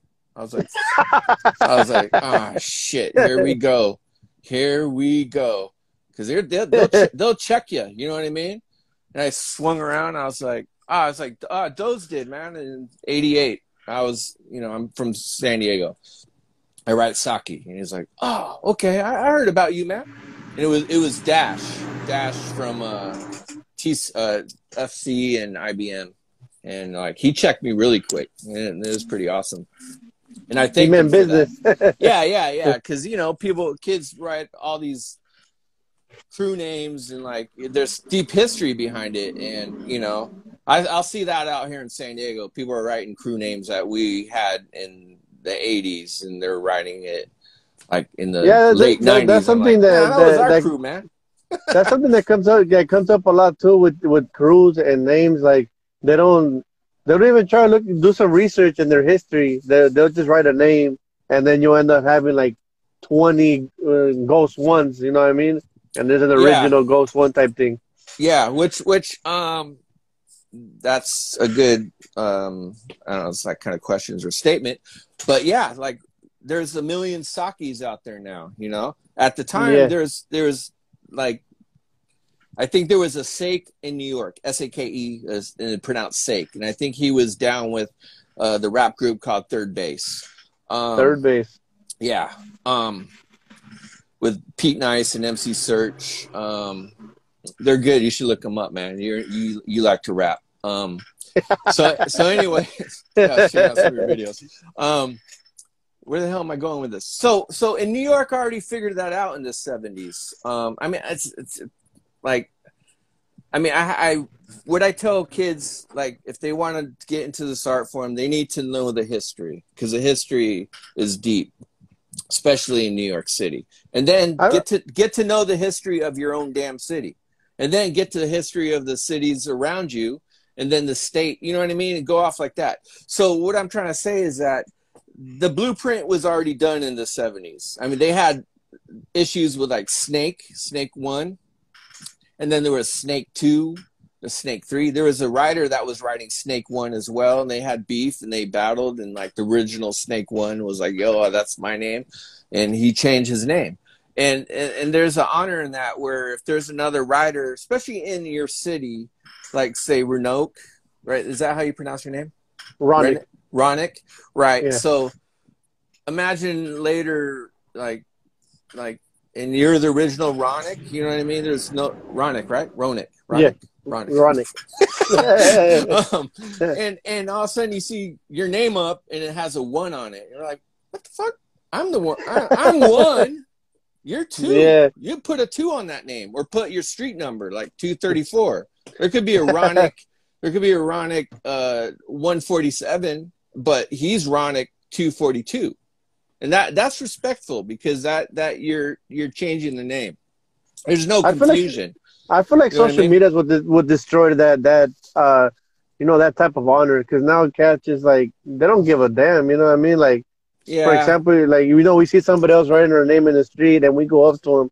I mean, they're not gonna care, bro. They're just gonna take it as like, get out of here, old man. You know, they're yeah, gonna look at me like, get out of here, exactly. old man. You know what I Yeah, mean? So yeah. there's no respect there no more. Yeah, I had a cat. I think it was in Ireland or maybe in England, and he wrote. I don't know if it's Sake or Saki, but he hit me up on Instagram and said, "Hey man, I just wanted you to know. I know you're the first one, so I have two at the end of mine." I was like, "Whoa, that's cool, dude. That was respectful."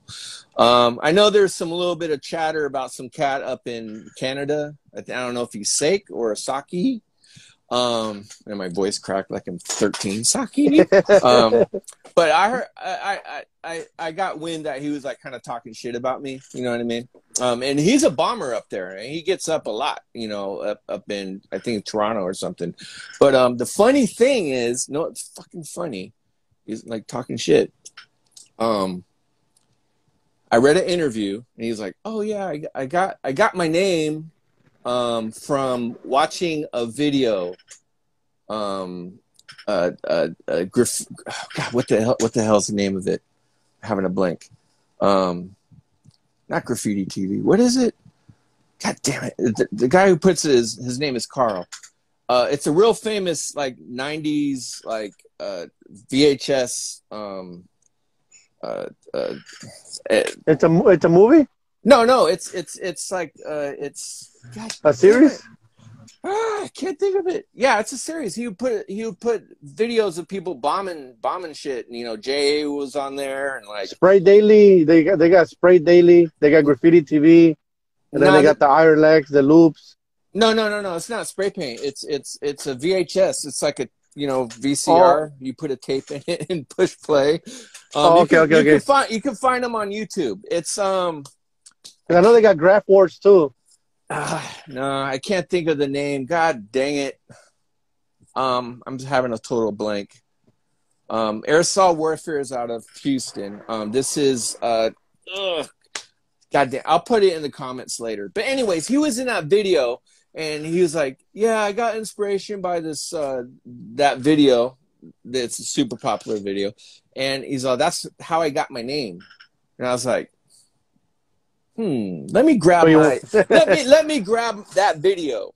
Videograph. Ah! Videograph. Videograph. Gotcha. Videograph. Yes. And it's like 1 through 8 or 9 or 10. He did a lot of them. He went to LA convention. We're in that one. I think that's the one. So he's like, yeah, it was. I got inspiration from Videograph 9 or something like that. And guess who was in it? Me. And it said Saki, Sake. So he thought it was cool just to take a name because he seen it on the Graph movie. Just saying. Just Man. saying. So look it up. Videograph. It's good video. So I think there should be, and he lives in Canada. I don't give a shit. You know, there's a million Sakis and all over the world now. And I'm me. So whatever. I got my pedigree. I got my years behind me. So I don't got to prove anything. And I was a bomber too. I bombed the shit out of San Diego. Okay. So, let me think. Yeah. So back to the whole New York thing. And I don't want people to think I dick jock, ride New York City. I'm just saying that's where it started, man. And that's the blueprint's there. The blueprint was made in the 70s, man. All your info is right there. All you need. I wonder how it is now, like nowadays, like 2020. What's the graffiti scene like out there? Yeah, I'm not too sure. Some of the trains are getting hit pretty hard. They're doing they're doing whole cars and stuff like that. The styles are like kind of iffy. I'm more of a traditionalist. That's just me. But the West Coast, we created a lot of shit, man. We created a lot of techniques. The reason why is because we were painting on walls. They had their walls too. They had their Hall of Fame in Harlem, and handball courts and all that stuff. But for some reason, you know, we all started painting on walls. We didn't really hit trains and all that stuff. Maybe on the side, but the serious artwork was being done on walls, and that's where we were doing huge productions. I mean, I think we might have even coined that term production, because you know what, I think so, because the influence through maybe subway art. There was a saying of like one of UA's pieces, like, this is a UA production. I think that might have been where we started using that term. I know in San Diego, So that's the term the, we were using, was the term to describe. production means like a whole crew getting together and dropping something crazy, or what is Yes, production? that, Okay. or by yourself. Like, say I mean, I hate to brag, but I was an animal. Hmm. I would, you know, do my name. Like, for example, I'll give an example of one of the yards that we painted called the 3060 in Spring Valley. I did a piece that said Taz. I had Okay. a manga character on the left of it, an elaborate background. I had a title piece above it that said "To Deaf." Next to it, I had a thing that Izzy, Wild Style Technicians, well, he was in UGA at the time, but he's known as in WST, Wild Style Technicians. He did the aerosol art. We collabed with that, and I had this big Soriyami, like alien being. Soriyami, I think it's Soriyami, is he does a lot of chrome work. He'll do like women's bodies and make them all chrome and stuff. So I painted that, and then I had a spray can next to it. It was huge, you know. Okay. You know, we call it a production. It was a big ass production to create, you know. So people on the West Coast were painting big walls, and I think that was a rarity in New York City, especially, you know, I mean, he had Maze and Blade painting walls too, big walls.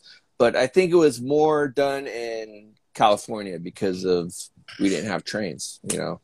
And also the tip technology, you know, the skinny cap, which is people debate if Hex created it or Crayon or a Bay Area writer.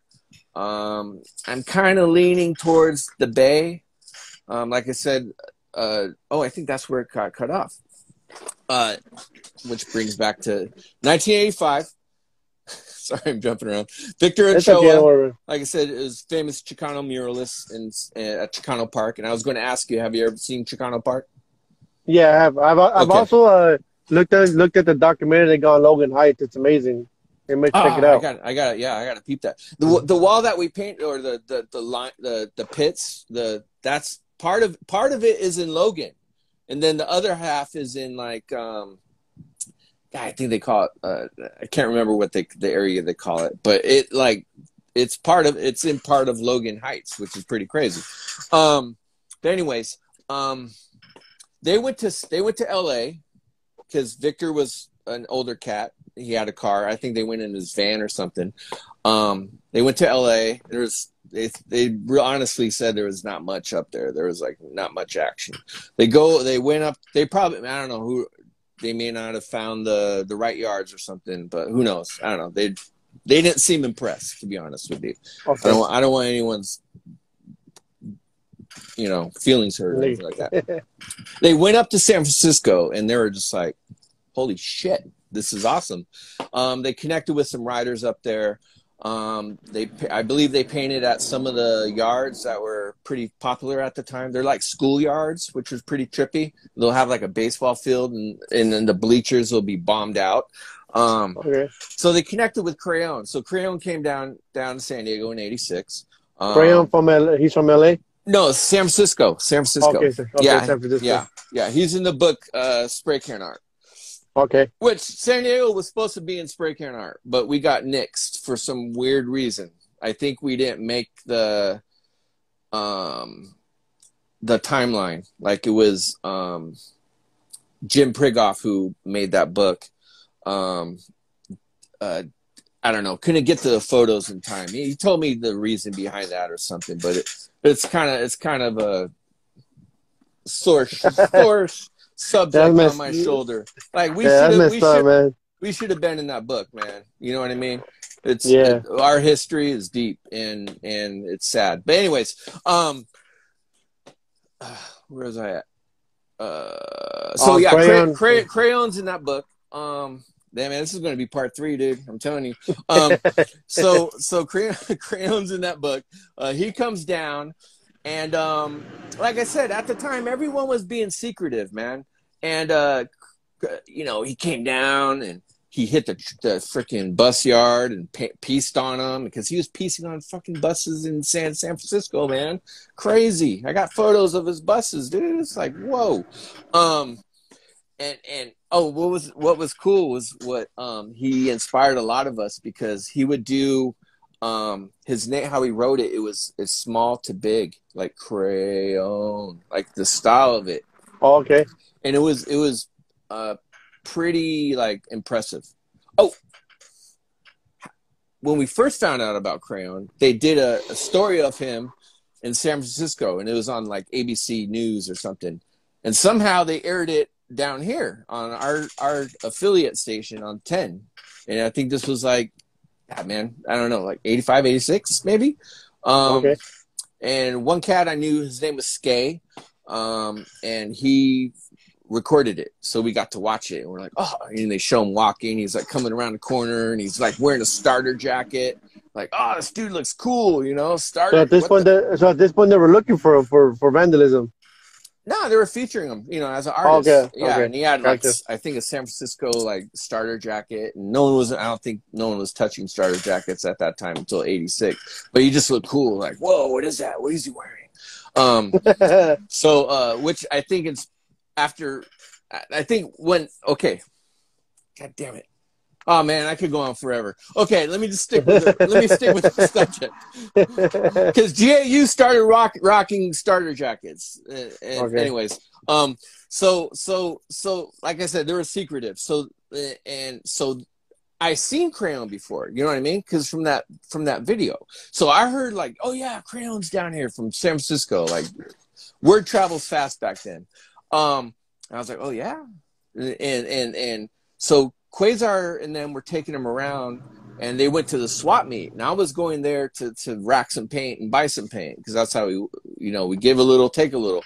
That was our little trick at swap meet. And Spring Valley swap meet is super like a famous swap meet in San Diego. Everyone went there. So they were leaving and we were going, and they had paint with them. And Quasar is all, hey, what's up, man? You know, oh, hey, what's up, buddy? We're just buying paint, blah, blah, blah. And he wasn't saying anything about who these cats were. And I think it was Crayon and Styles, or Styley, or Styles from TWS. And they were just like being quiet. And I looked down and I said, hey, what's up, man? He's all, hey, what's up? And then, you know, on our way. And then find out, like, yeah, I was like, I know that's fucking Crayon. Come on, man. Why do you think they were trying to keep it on the low? Knowledge, man. Knowledge is supreme, dude. Like, you have the most knowledge, man. You're going to win at this game. So you got to know everything, man. You got to paint with oils. You got to paint with watercolors. You got to sculpt. You got to do all sorts of shit, man. Don't just stick at one thing. You know what I'm saying? So, like, knowledge is power. And read. You know what I mean? I was big opponent on reading. So, anyways. By knowledge, do you mean that he knew more than you guys at the time? Yeah, I would say that for sure, especially with techniques and stuff. Okay. So... Yeah. So anyway, so after that, you know, he came down here, he made his influence. We saw his tags. He would do like a circle, almost a circle, look kind of ovalish. And he would do, you know, crayon inside of it. And I was like, oh man, that's fresh, dude. So everyone was like trying to like do that. And for me, I was trying to get the perfect circle. Like I wanted to do a perfect circle. So on Broadway is our main strip down in San Diego, downtown. And that Broadway was wrecked. So we used to just go down there and just freaking do throw ups and tags all the way down Broadway. That was like the thing to do. So I just remember like, okay, this is weird. Are you familiar with the movie? What's the name of that movie, man? Freaking the Richie Valens is in it. Oh yeah. The Sleepwalk movie with the Sleepwalk. Nah, yeah. The song "Sleepwalk" is in it. And Richie. Yeah. Oh man, I cry at that shit, dude. But anyways, okay. There's a scene in that movie. God damn it! What's the name of that movie? I should know it. Anyways, Richie Valens is on the phone, and there's like Corvettes behind him, and he's like in a phone booth talking. That was that was in San Diego. That was like an old Corvette. And across the street was Standard Brands. That was one of our racking spots / where we had our first gallery show in '88 there. So you're talking about the Richie movie or another movie that the actor came in? Richie. It's about Richie Valens. At the end, the plane explodes, and his mom's like, gotcha. "Why Richie?" And like they play Sleepwalker, and what's his name? Estevez? I don't know. He's like running in a slow motion. But anyways, I can't remember the name of the movie. Anyways, that wall where the Corvette La Bamba. La Bamba. Wait, no. Yeah. Shout out to where is _ Spider-Man. He figured it out. La Bamba. Yeah, thank you. Oh shit. But anyways, I think the band who sung that song is from San Diego. I think maybe I don't know. But anyways, they filmed that scene there. It's on Broadway, and it's an old Corvette spot. They tore it down, of course. But there was a wall there, and we used to hit it. And I bring it back to the story of doing a circle. Like I pretty much painted a perfect circle. I would just go down Broadway trying to do circles, dude, trying to like, I need to do a perfect circle. And I figured out how to do a circle. And I was like, oh, okay, you go sideways. And whoop, whoop. Anyways, that's like knowledge now. Everyone knows about that now, so whatever. But anyways, I feel that's what some cats need nowadays, like more battling and take it, try to take the styles to the next level, because you got some cats nowadays that don't even care about throwing up a burger.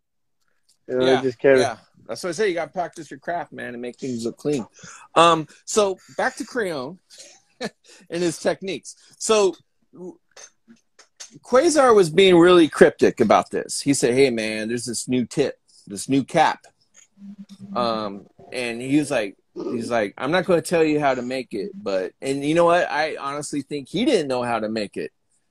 Because that's why we started burning our tips. I started like, man, I'm going to start burning these tips and try and figure out what the hell he's talking about. He's like, you got to do something to the cap. He didn't meant cap of the can. He meant cap the lid. The lid. This is what people get things confused. People say a fat cap or no, this is a cap. A tip is, where am I? Oh, that's a tip. That's a tip, and this is a cap. So when people say skinny tip, and they mean a skinny cap, like because you make your own cap out of that, which I have examples somewhere. Anyways, so I was trying to figure it out because Quasar was being really, really cryptic with me, and I was like, "What do you mean?" So I started burning my tips on my can, not on my can, but my tips on the stock tips, because we all use stock tips, man. And imagine this.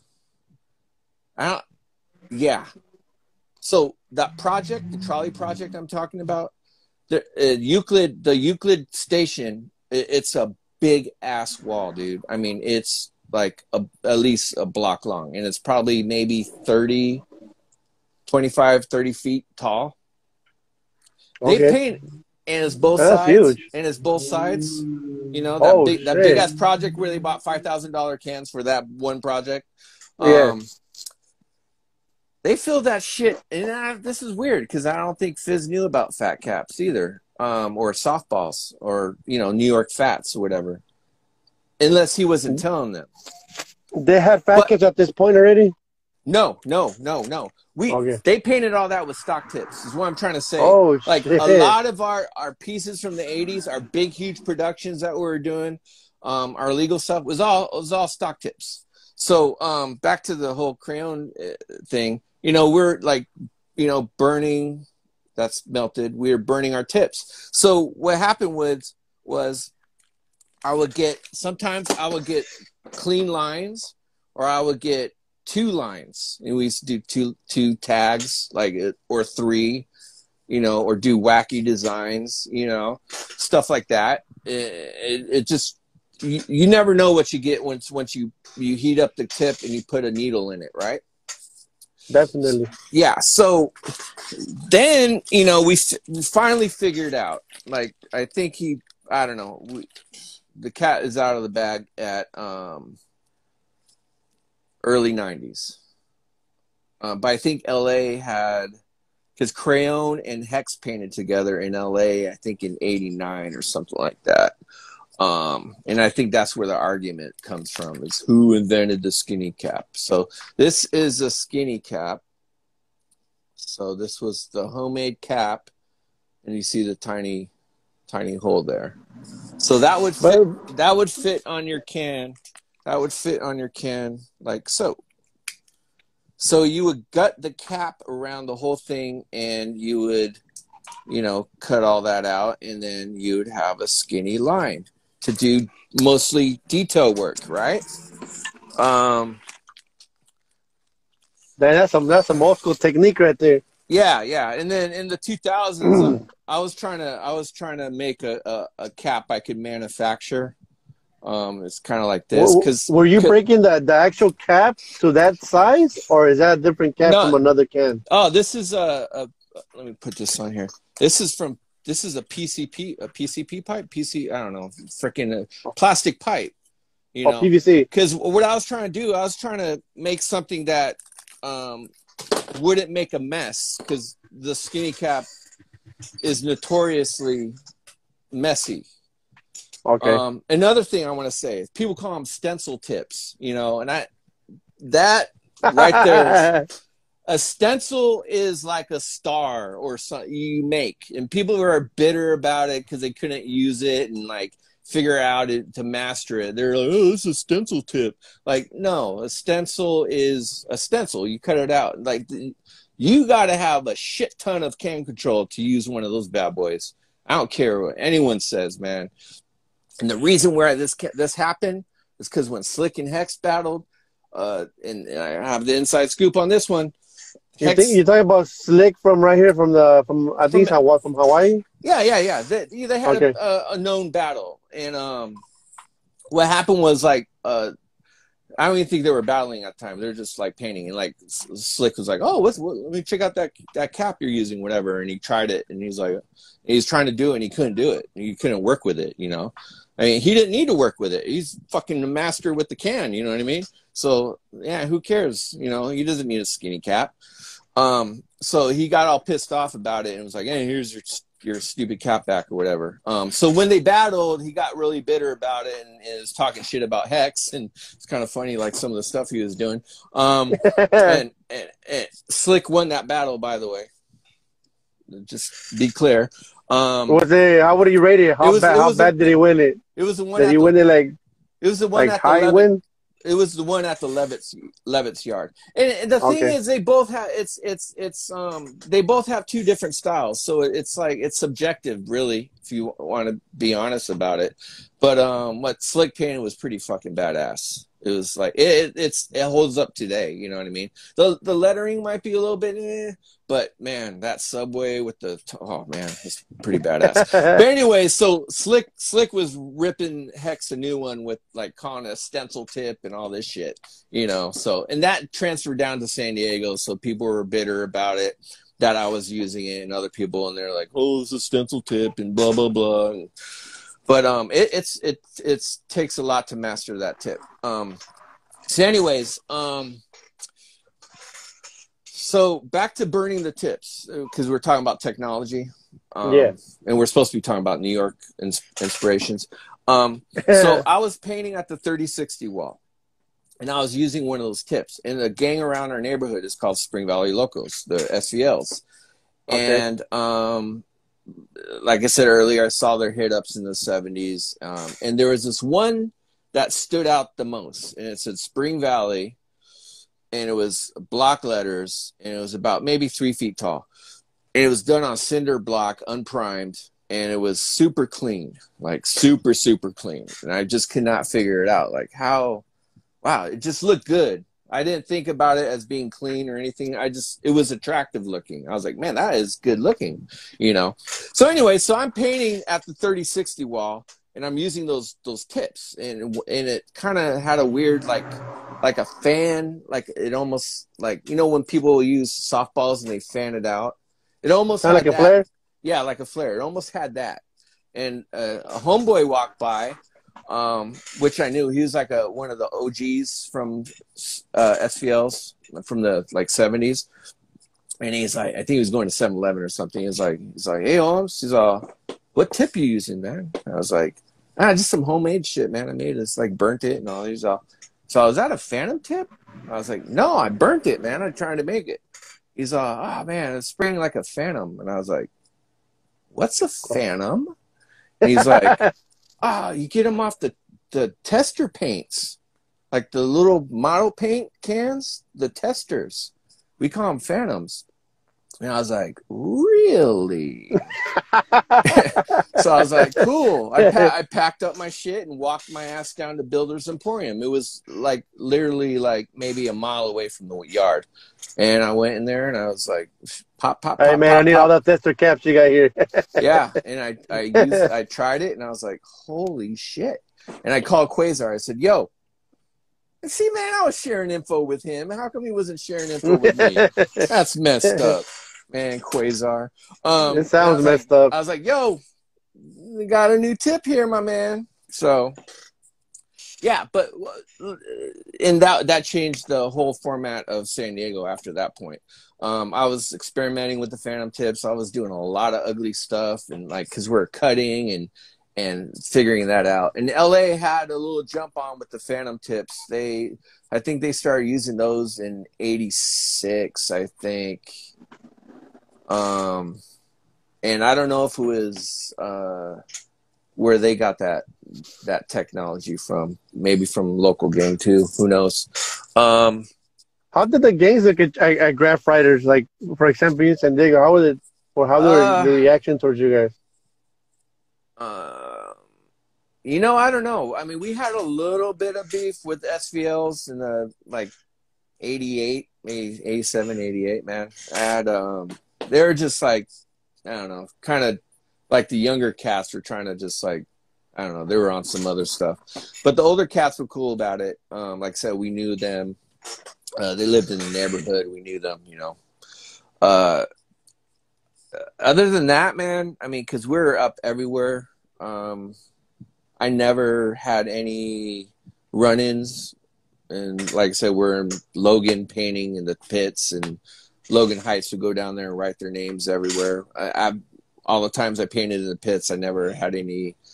There was just riders down there when I was down there. So I think they came down there at night. We're painting down there in the daytime, you know. Gotcha.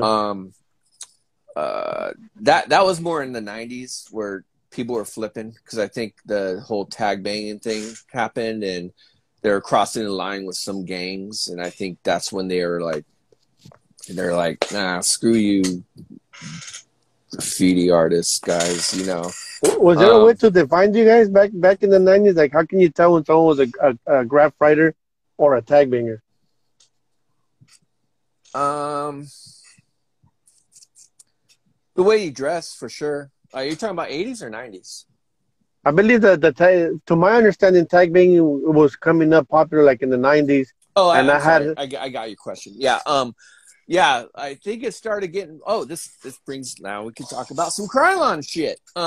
Because someone told me that the graph writers, like the artists, will write an A on the side of their name to let people know I'm a graffiti artist, not a graffiti tag banger or whatever. Oh, that's interesting. I never knew about that. I think that it started around, God, man, could have been 90, 91. We filmed a commercial with Fox, and we were sponsored by Krylon. We had a sponsorship. They sponsored No the way. commercial. Yeah, they I never sponsored the heard about commercial. that. Trying to sponsoring anybody. Yeah. Do I have any posts? I post the commercials. Anyways, yeah, they were our official sponsorship.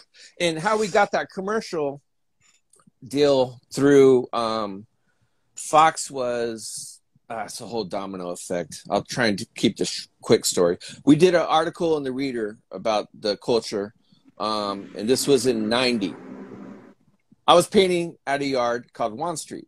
This cat comes up to me. He's like, "Hey, do you know any Chicano graffiti artists?" And I was like, No. He said, "Do you know any Chicano artists?" I was like, "Yeah, man, Mario Torero and Victor Ochoa." And, I was like, the muralist down. He's like, no. Like Chicano cats. Cause I think he was trying to be PC and not say Mexican, He was like Chicano cats that do graffiti. And I was like, a couple. I said, like at that time it was like a lot of Filipino, black, white, couple Mexican kids, man. It wasn't not a lot at that time in San Diego in the 80s. It's crazy. That's crazy. So I was like, maybe ask my homeboy Chino, because he's a white dude, but he's a Chicano. He's like the like homeboy from Colors. You seen Colors before? Yeah. The white dude. Or the guy in Blood In Blood Out, Miklo. he was like a Miklo, you know what I mean? He's like, are you sure? Are you positive? He's wider than me, man. He's wider than me, man. Good old Chino. Good old Chino. His little brother is Dies One. I don't know if you heard of Dies Clothing. Dies One. Yeah, man, I've been trying to get him on krylonTalk. I'm working on that. Yeah. So that was his little brother. So I said, why don't you hit him up? And he's like, oh, and then after talking to him, he's like, oh, what's your name? He's like, oh, Bobby. And he started Tribal gear because he wanted to find artists to work on his T-shirts. Oh, yeah, I heard about Bobby from Tribal. I heard about him. Bobby Ruiz. And I was like, I don't know, man. Like, ask Chino. But I could probably help you, And I designed their first logo. It was a Krylon logo knockoff, and I wrote Tribal in it with like how it looks, the like that. Because I was doing my name. Oh, yo, telling you, man. I ran out of time. I know. I'm sorry, dude. I could talk about this shit all fucking day, dude. Pardon my language. Sorry, Mom. So I was doing my name like knockoffs, like Sake one in there, So I was like, oh, that'd be a cool idea. I'll do Tribal in there. So I did a Tribal logo. I don't think they used it. They might have. I don't know. But my letters were really wonky. It was like I I should have made it big, and then I did it all by hand. It probably looked like crap. So. But yeah, man. And then he got, a bunch of us artists doing their clothing line. Yeah, man, I looked into them. They got some dope stuff for now, and I had a chance to chop it up with Brisk okay, one. Yeah. He was with them for a while. Oh yeah. But this thing right here, let me grab it. This was, I think this is a test oh shit! What is that? It's a here. What am I doing, dude? Come on, be professional. Okay, so talking to me. Okay, so this was a test print for a T-shirt that we got made through this cat named Mario Lopez, not the actor. Was that part of the sponsorship? Good question. Maybe. I don't know. We just decided. I think this was before. This was I think in the 80s when we got these made, like late 80s. Because Zard or Wiz from GAU, he got into silkscreen. They're silk screening in their high school, man. They're in San Diego High. They were teaching them how to silk screen. So anyhow, where am I going with this? God's sakes, dude. Okay. Like I said, I could go all over. Okay, so since we're talking about shirts, hold on, let me grab my stuff. Okay. About like what year would you say that the graffiti started hitting the t-shirt scene? Like when they started still screening. Another good question. Well, like I said, that's a shirt right there. Oh, that's dope right there. That's an original one that I had from. God dang it! My goal is to lose a little bit of weight so I could wear this again. And this, I believe, this was probably printed by Lopez too. Okay, so like, well, writing, doing your artwork on clothes has always been kind of a thing you kind of did, you know, especially in the 80s with your ball caps and your jacket. You would put your name on there, you know, and that all came that all came from, like, you know, MC, you know, biker culture, and then that went through, you know, the MC crews in New York City, like the gangs, like Savage Nomads. They would, you know, paint their jackets Savage Nomads and stuff like that. And that made an influence onto the writers, and the writers started painting their jackets. You know what I'm saying? So there was always that. But I would say, like I said, GAU was down at Horton Plaza. I think the name of the store was called Graffiti, and they were you know, drawing on shirts and hats and stuff for people. Like, hey, can you make Sarah on there, make it look cool? You know. At what point would you say that it became more of an industrial thing? Because, you know, at some point, man, you can't hand draw everything. You got to start using silk screen machines. I got to give it up to Doe's Green right here. This is Doe's Green shirt that he made. When did he make it? But that's a dope little spray can right there. Yeah, so Doe's is working for. Oh shit! It's like a genie, but it's coming up the spray can. That's dope. Yeah. This is that's an old shirt, from 80, probably 88, man, 89. I have his catalog. Hold on. He was actually the first person, I believe, that was. God, let me turn around. That was actually putting it on his clothes to sell.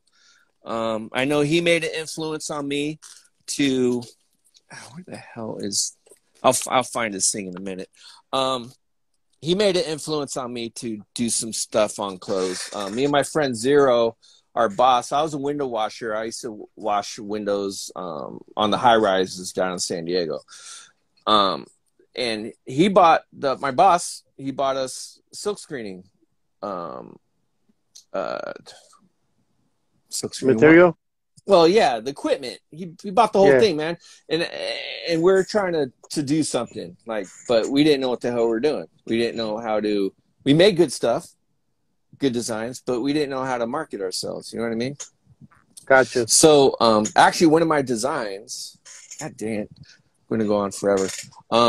I designed, it was because at the time apartheid was pretty big. I did Africa and red, black, and green, and a peace sign out of barbed wire. I made that design, but know what's funny? That design won a Del Mar County Fair. It won best shirt design. Oh, that's dope. And it wasn't my design. Some other kid took my design and claimed it for himself and entered it in the damn contest. And I was there that year to walk, you know, because I'm always looking at the artwork when I go to Del Mar Fair. And I was like, that's my design. That's exactly my damn design. And it won. I was like, fuck. I should have done something more about it. But I was like, hey, my design actually won. But I didn't do it. The kid bid it. You know what I mean? It was weird. But anyways, so this is one of the shirts I made for this thing we had called Aerosol Fest. And this was in 89. See the 89. And there's as one of my Like, crew, AK-47s, Aerosol Kings 47. 594 was one of my other crews that I had. 594 in progress. There's me wearing gazelles with a freaking mullet, probably. Yeah, WCK was our crew at the time. So yeah, and at that time I was into like trying to design some shoes and stuff like that. And this is the front. This is San Diego Kings, and like little tips, and this is all done. This was all done in Ruby Lift. Like I scratched this whole thing out of Ruby Lift. Pretty crazy. I dope, also, man. That's I also, dope. thank you. I also did this. This was my actual first ever attempt at airbrushing, and this was done at San Diego's first hip hop shop, which was called Ray's Hip Hop Shop up in Encinitas. And that was put together between Doze and Ray. Doze was living with Ray at the time. And Doze was up in Encinitas. Do I have the flyer? Hold on one tight. And I have the actual flyer for, there it is. Oh, that's my face. Ray's Hip Hop Shop. I made this flyer, and it's pretty whack. So It's all handmade right there. Yeah, but this is a photocopy. And at the Okay, time, gotcha. I was heavily influenced by Doze. Like he did these little shadow characters, which I think influenced.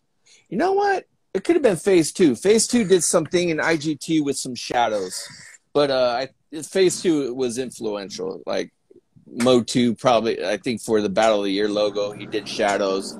I think that's where that lineage came from. So I was like, like Doze was like my teacher, master at the time. I looked up to him. He's fucking Doze from Rocksteady Crew. What the hell? Like, wow. And That's an there's extra that. sticker he made. That's his business card. Well, this is actually Colin Sutton's business card. Colin made a magazine called Straight from the Lip. Straight from the Lip. It was a pretty popular underground magazine, but that was Doze's minus his name. Doze had his name on it, but I don't know where that card went. But that was his business card. And this is Doze's. This was his catalog right here. And I have all these tags on it. See, little, Femme, what's that? That's probably That's another. it. That's his tag. No, that was my tag. It was probably other aliases.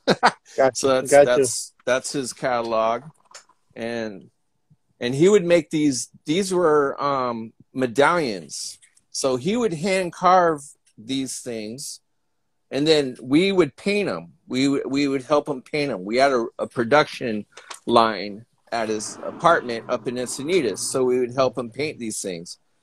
And see, Free South Africa, that was probably the influence where I came up with the idea. There's some more tags. And the cool thing about the medallions was there's this event called Water the Bush up in LA, and we were helping them work booths and stuff. We'd go to like Reggae Sunsplash up in like near Compton or something one year. We helped them there. I think this rap group called 783. They were really super popular. They were there. And like DJ Muggs, I think, was in 783. But dude, they were jocking us. Because Doze, it's Doze. Yeah, like everyone knows who Doze and Rocksteady Crew is. You know what I mean? This brother comes up and comes up to the booth and he's like, "Hey, what's up, Leon?" And then Doze is like, Doze is like, "What's up, Leon?" And then he's like, "Hey, what's up, Doze?" And Leon was just in the Madonna video. He was playing Black Jesus in the video. And he was there. And he's like, "Hey, you got my necklace, man?" And I was like working on a Leon. You know what I mean? Like, I was like, "Oh, shit, that's Leon." Like, wow, crazy. At the Reggae Sunsplash, Doze was painting one for Yellow Man. And dude, he was up all night working on that motherfucker, and we had to drive up to Sunsplash, and he worked on that thing, man. He was so happy about it. I guess he loved like Yellow Man or some shit like that. And freaking Yellow Man got on stage. He was wearing it, you know, and Doze, I think, was on the side of the stage or something, watching him, like, Yeah, that's all my excited. shit So, right there. yeah, he was all excited, and I was watching this whole thing, man, and freaking Yellow Man takes off the necklace and throws it into the audience, and Doze is like, "You motherfucker!" He's like, I just went ape, dude. He stormed back to the booth, and he was just like pissed. He was so mad, dude. Man, by Well, the shit, end, brother. I got a last question for you all right, before we get out of here. yeah. Is there a story that you could share with us that stood out to you when you were out painting or bombing? Come on, man.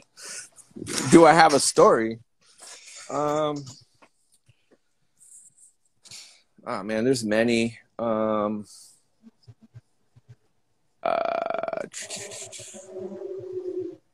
I think one of the most funniest one was we're bombing on the 805 Okay. in Chula Vista. There's a corridor there.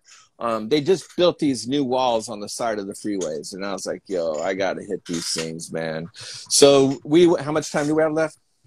A couple minutes. We got enough time. God, not for my stories, my man. I'm telling you, dude. We gotta do part 3 or 4, dude. Okay. I'm working on. I want to do it where, like, I don't know how to manage it, but I want to do this to a point where people come to my studio and then we do it like an actual podcast. That way, I don't got a time limit. That's cool. Because yeah. This time limit's cutting me short. So I got everything that's ready, set to go. But the reason why I don't do it is because the coronavirus thing, and I don't want to get people uncomfortable. Yeah. I hear. I'll I don't know. I got some friends that do some podcasting stuff. Maybe I can hook you up with them. Anyways, so it was myself, Dies, you know, Chino's little brother, Dies one. Yeah. Zeno, another old school rider from San Diego, like my era. Who else? I can't remember who else was with us. Anyways, I had to hit this wall. So we hit this wall, and at the time, the mayor of San Diego got like snitched on for being a water hog because we were going through a drought, and she was like hogging water and like spraying all of her plants and shit while everyone was like dying of thirst. And so I wrote like, Mayor O'Connor's a water hog. So, you know, I was trying to do a sake, I guess, or like whatever I was painting. I think I tried to paint a piece, or I did paint a piece. Anyways, I think maybe that would have been another time I hit that wall. But we got raided on, man. And like, shit, freaking. So I took off. And at the time, my ex-girlfriend was living a little bit down further into Chula Vista by 3rd Avenue or something. And I was like, okay, I just have to get to her house. So I was like, and dude, at that time, man, I already was like busted so many times. This truck yard incident that we had in '87 made CNN news, and like, it was crazy. Oh, shit. Yeah. So anyway, so I was like, man, I can't get busted. And I got busted a week after I got busted at that truck yard. And like crazy, you know, and I think I was maybe an adult by now, you know, so I was looking at serving jail time, you know. Oh, so I was shit. like, I gotta get the hell out of here. So I was like freaking like hauling ass and like cutting through apartments and ditching and dodging because they're like looking for all of us. And our car was parked by this truck was parked by this gas station. It was my work truck that we had, you know, my boss, I was telling you, window washer. We had it ditched over there, so we're like, you know, to go there to meet after we got chased, you know, if we got chased, but we did get chased. So, dude, I had to like sleep underneath the window in an apartment or something underneath some stairs, and I was just like hiding there, dude. And I was like, fuck, this is crazy.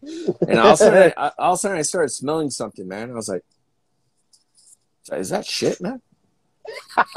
Like, man, I smell dog shit. I smell some dog shit. And I was like, what the hell?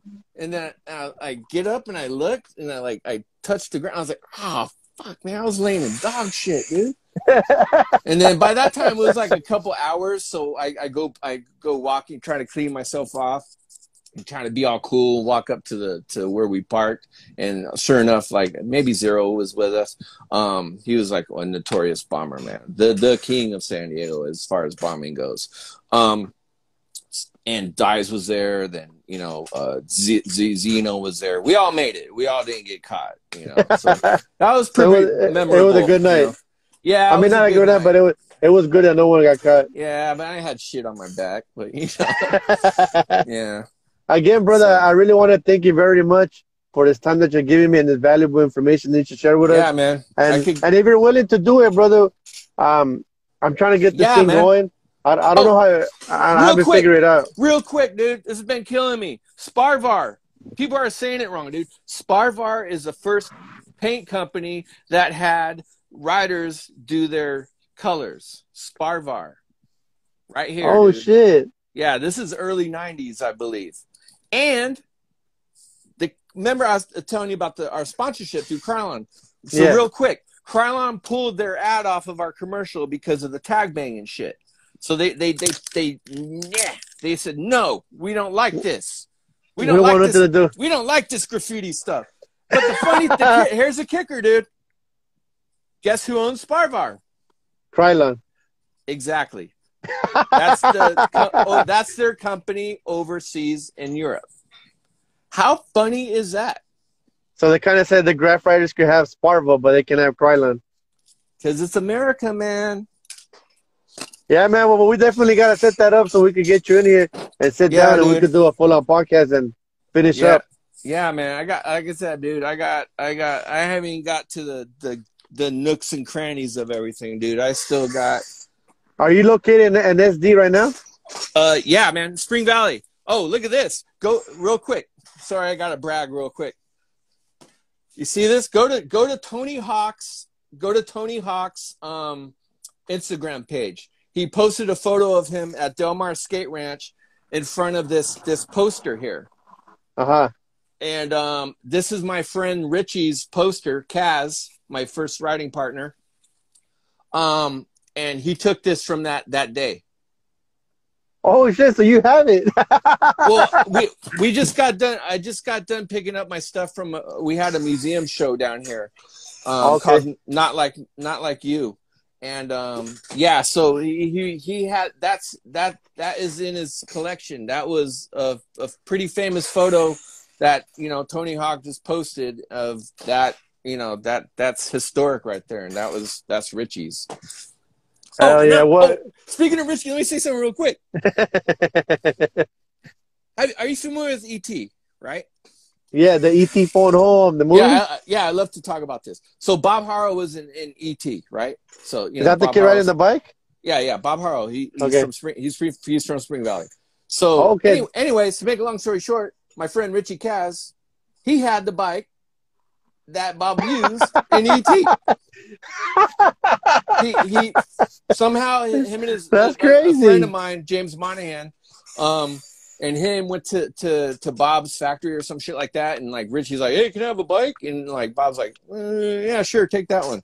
And it happened to be the frame. It was a frame, I think, and it was all blacked out because I think it was black in the movie. Yeah, I don't know where he put it. That's crazy. I don't know where it is. He doesn't know where it is either. So I'm just like, but it's somewhere though.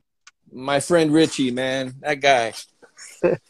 Well, again, brother, thank you, and I'm gonna set that up so we could get you in here and we could do a full on till it's done. Yeah, or we could do another one in the next week or two, dude. I'm always down. We're still in the 80s here right now, so we can keep on going. All right, brother. Much love, and thank you. All right, thank you, man. Take care. Peace. Peace.